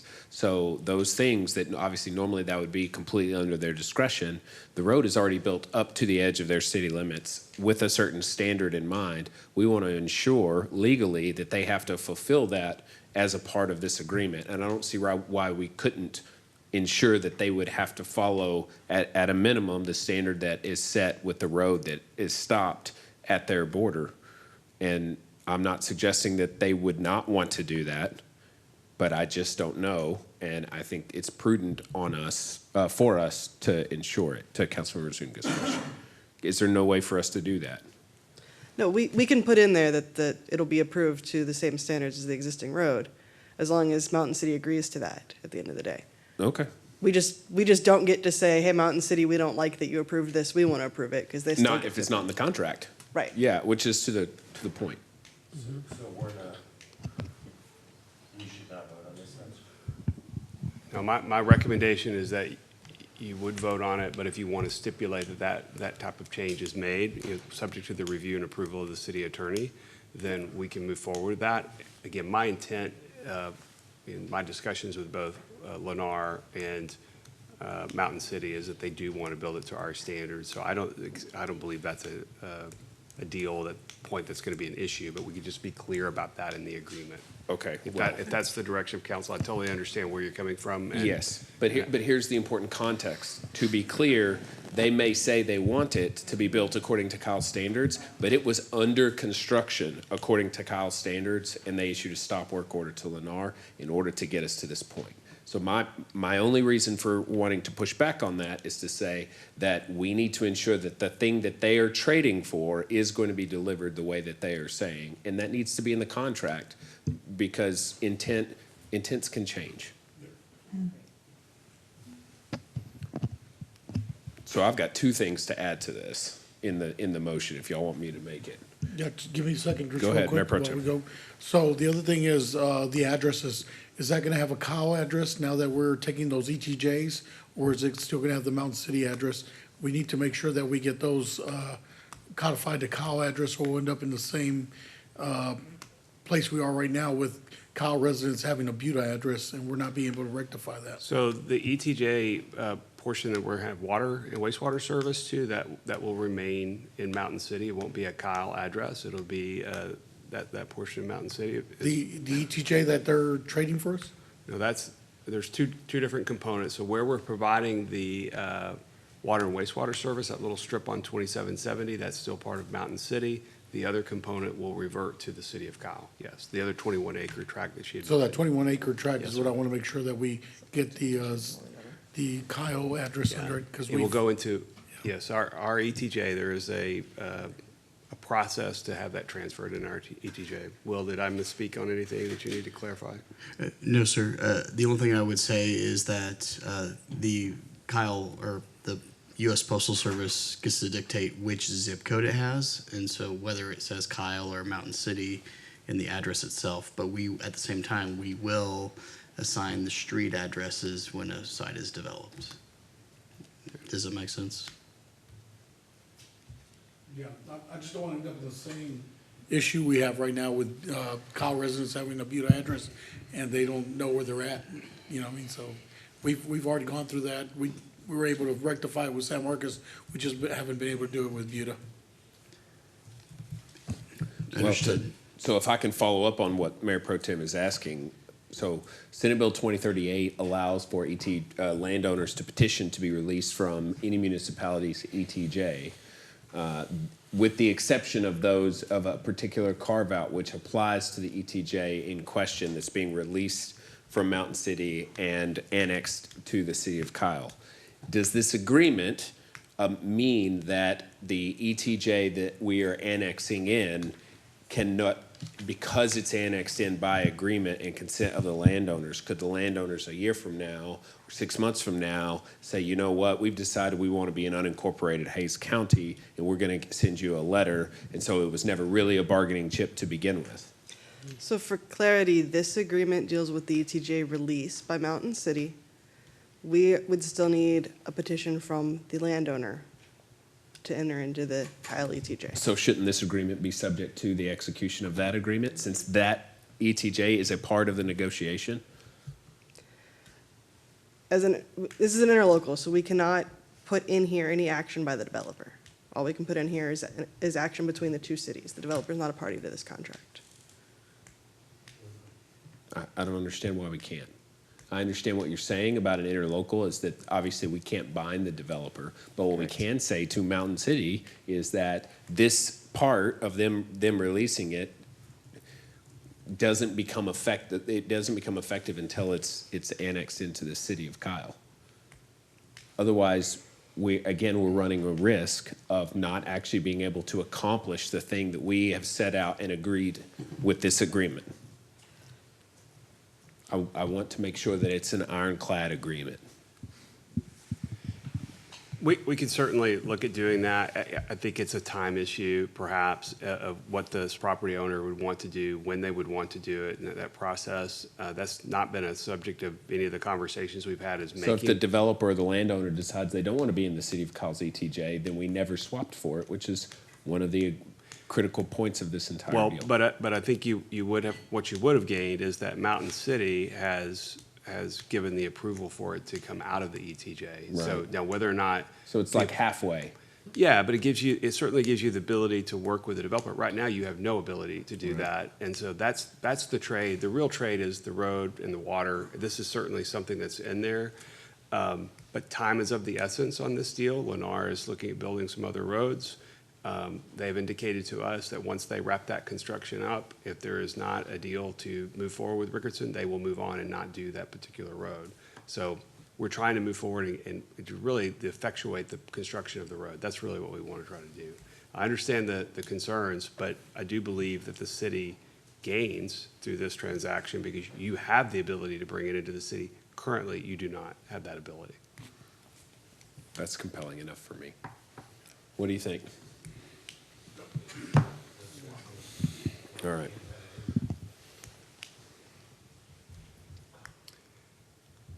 I would like to make a motion to approve agenda items 21 and 22 and direct the city attorney to amend the contract to provide assurances to the city of Kyle that Mountain City will provide assurances to the city of Kyle that, number one, the road will be built to, at a minimum, the standard set forth in Kyle regulations and the standard demonstrated in Rickardson up to that point, that it can't change.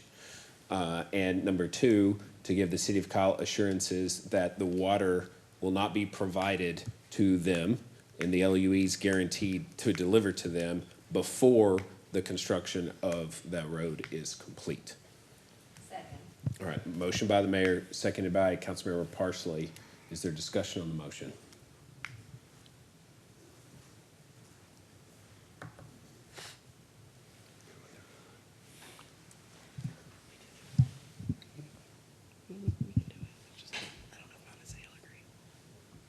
We're good with the motion. All right, all those in favor say aye. Aye. All opposed? Nay. All right, motion carries 6-1. All right, next up is agenda item number 23, discussion and possible action to direct city manager and staff to research a carpool option program for residents that work inside or outside the city. Dr. Zuniga. Hey, no, I'm gonna go ahead and postpone this, under a lot of pressure, from council members. You're not gonna get the same from me. I'm just gonna say that this is probably 10 years too early because be too early. the carpool lanes, the HOV lanes are not installed on I-35 yet, but as soon as those lanes are installed, bring this back, Okay, please. I was just trying to find a solution, get a little more vehicles off the roadways here. No, All right. this is good intent, just early. Too All right. early. All Postpone right, it. next up is agenda item 24, discussion and possible action to direct the Economic Development and Tourism Board to analyze trends and best strategies for increasing hotel occupancy revenues and the development of a hotel convention center funding plan. The reason I'm bringing this forward, the chair and the vice chair of the Economic Development and Tourism Board requested a meeting with myself and Victoria this last week, and they were really hungry to get some assignments, and they had some different ideas. But Victoria and I discussed that these two particular items would be relevant as we're moving forward. Number one is we have 3 different hotel convention center potential sites that are being cultivated, but a lot of questions that need answered about how did other cities do their projects, how did they structure them, and so I thought that would be a good task for the board. And then secondarily, to give us some research on our hotel occupancy tax fund. So I could see something like going back 10 years and how many beds do we have each year in a graph? What was our hotel revenue? Some really good usable data to help us understand the 10-year trajectory of the hotel occupancy tax fund, and then also to compare that, because it's all public data, to compare that against benchmark cities like Buda and San Marcos and elsewhere, to give us a sense of how our hot fund is performing, and then also some potential strategies between the hot fund and the hotel convention center for how to use the dollars effectively to get what we want. And really, that's the scope of it, and to allow I wanted them to hear it from the council as opposed to just my suggestion, so that we all could send a message, if we want to, that those are good things for them to be looking into and to provide feedback. Do you all have thoughts on that? Mayor Pro Tem. Yeah, I think that's a great idea. One of the things I'd really like them to explore is not only, the potential, what the other cities are doing, but what is the, what do you call it? What is the gain? What are the losses? It's something to keep in mind as well. I know some cities have done a great job of building these convention centers and not overbuilt, and there are other cities have overbuilt, and there's a monthly loss to it. So making sure we pursue all the avenues. That's exactly what I would like, is help, Yeah. basically. Help Yeah. us understand the good and the bad of what other folks have done, like a venue tax, which San Marcos did. Is that feasible in Kyle? Why or why not? And then, on down the list.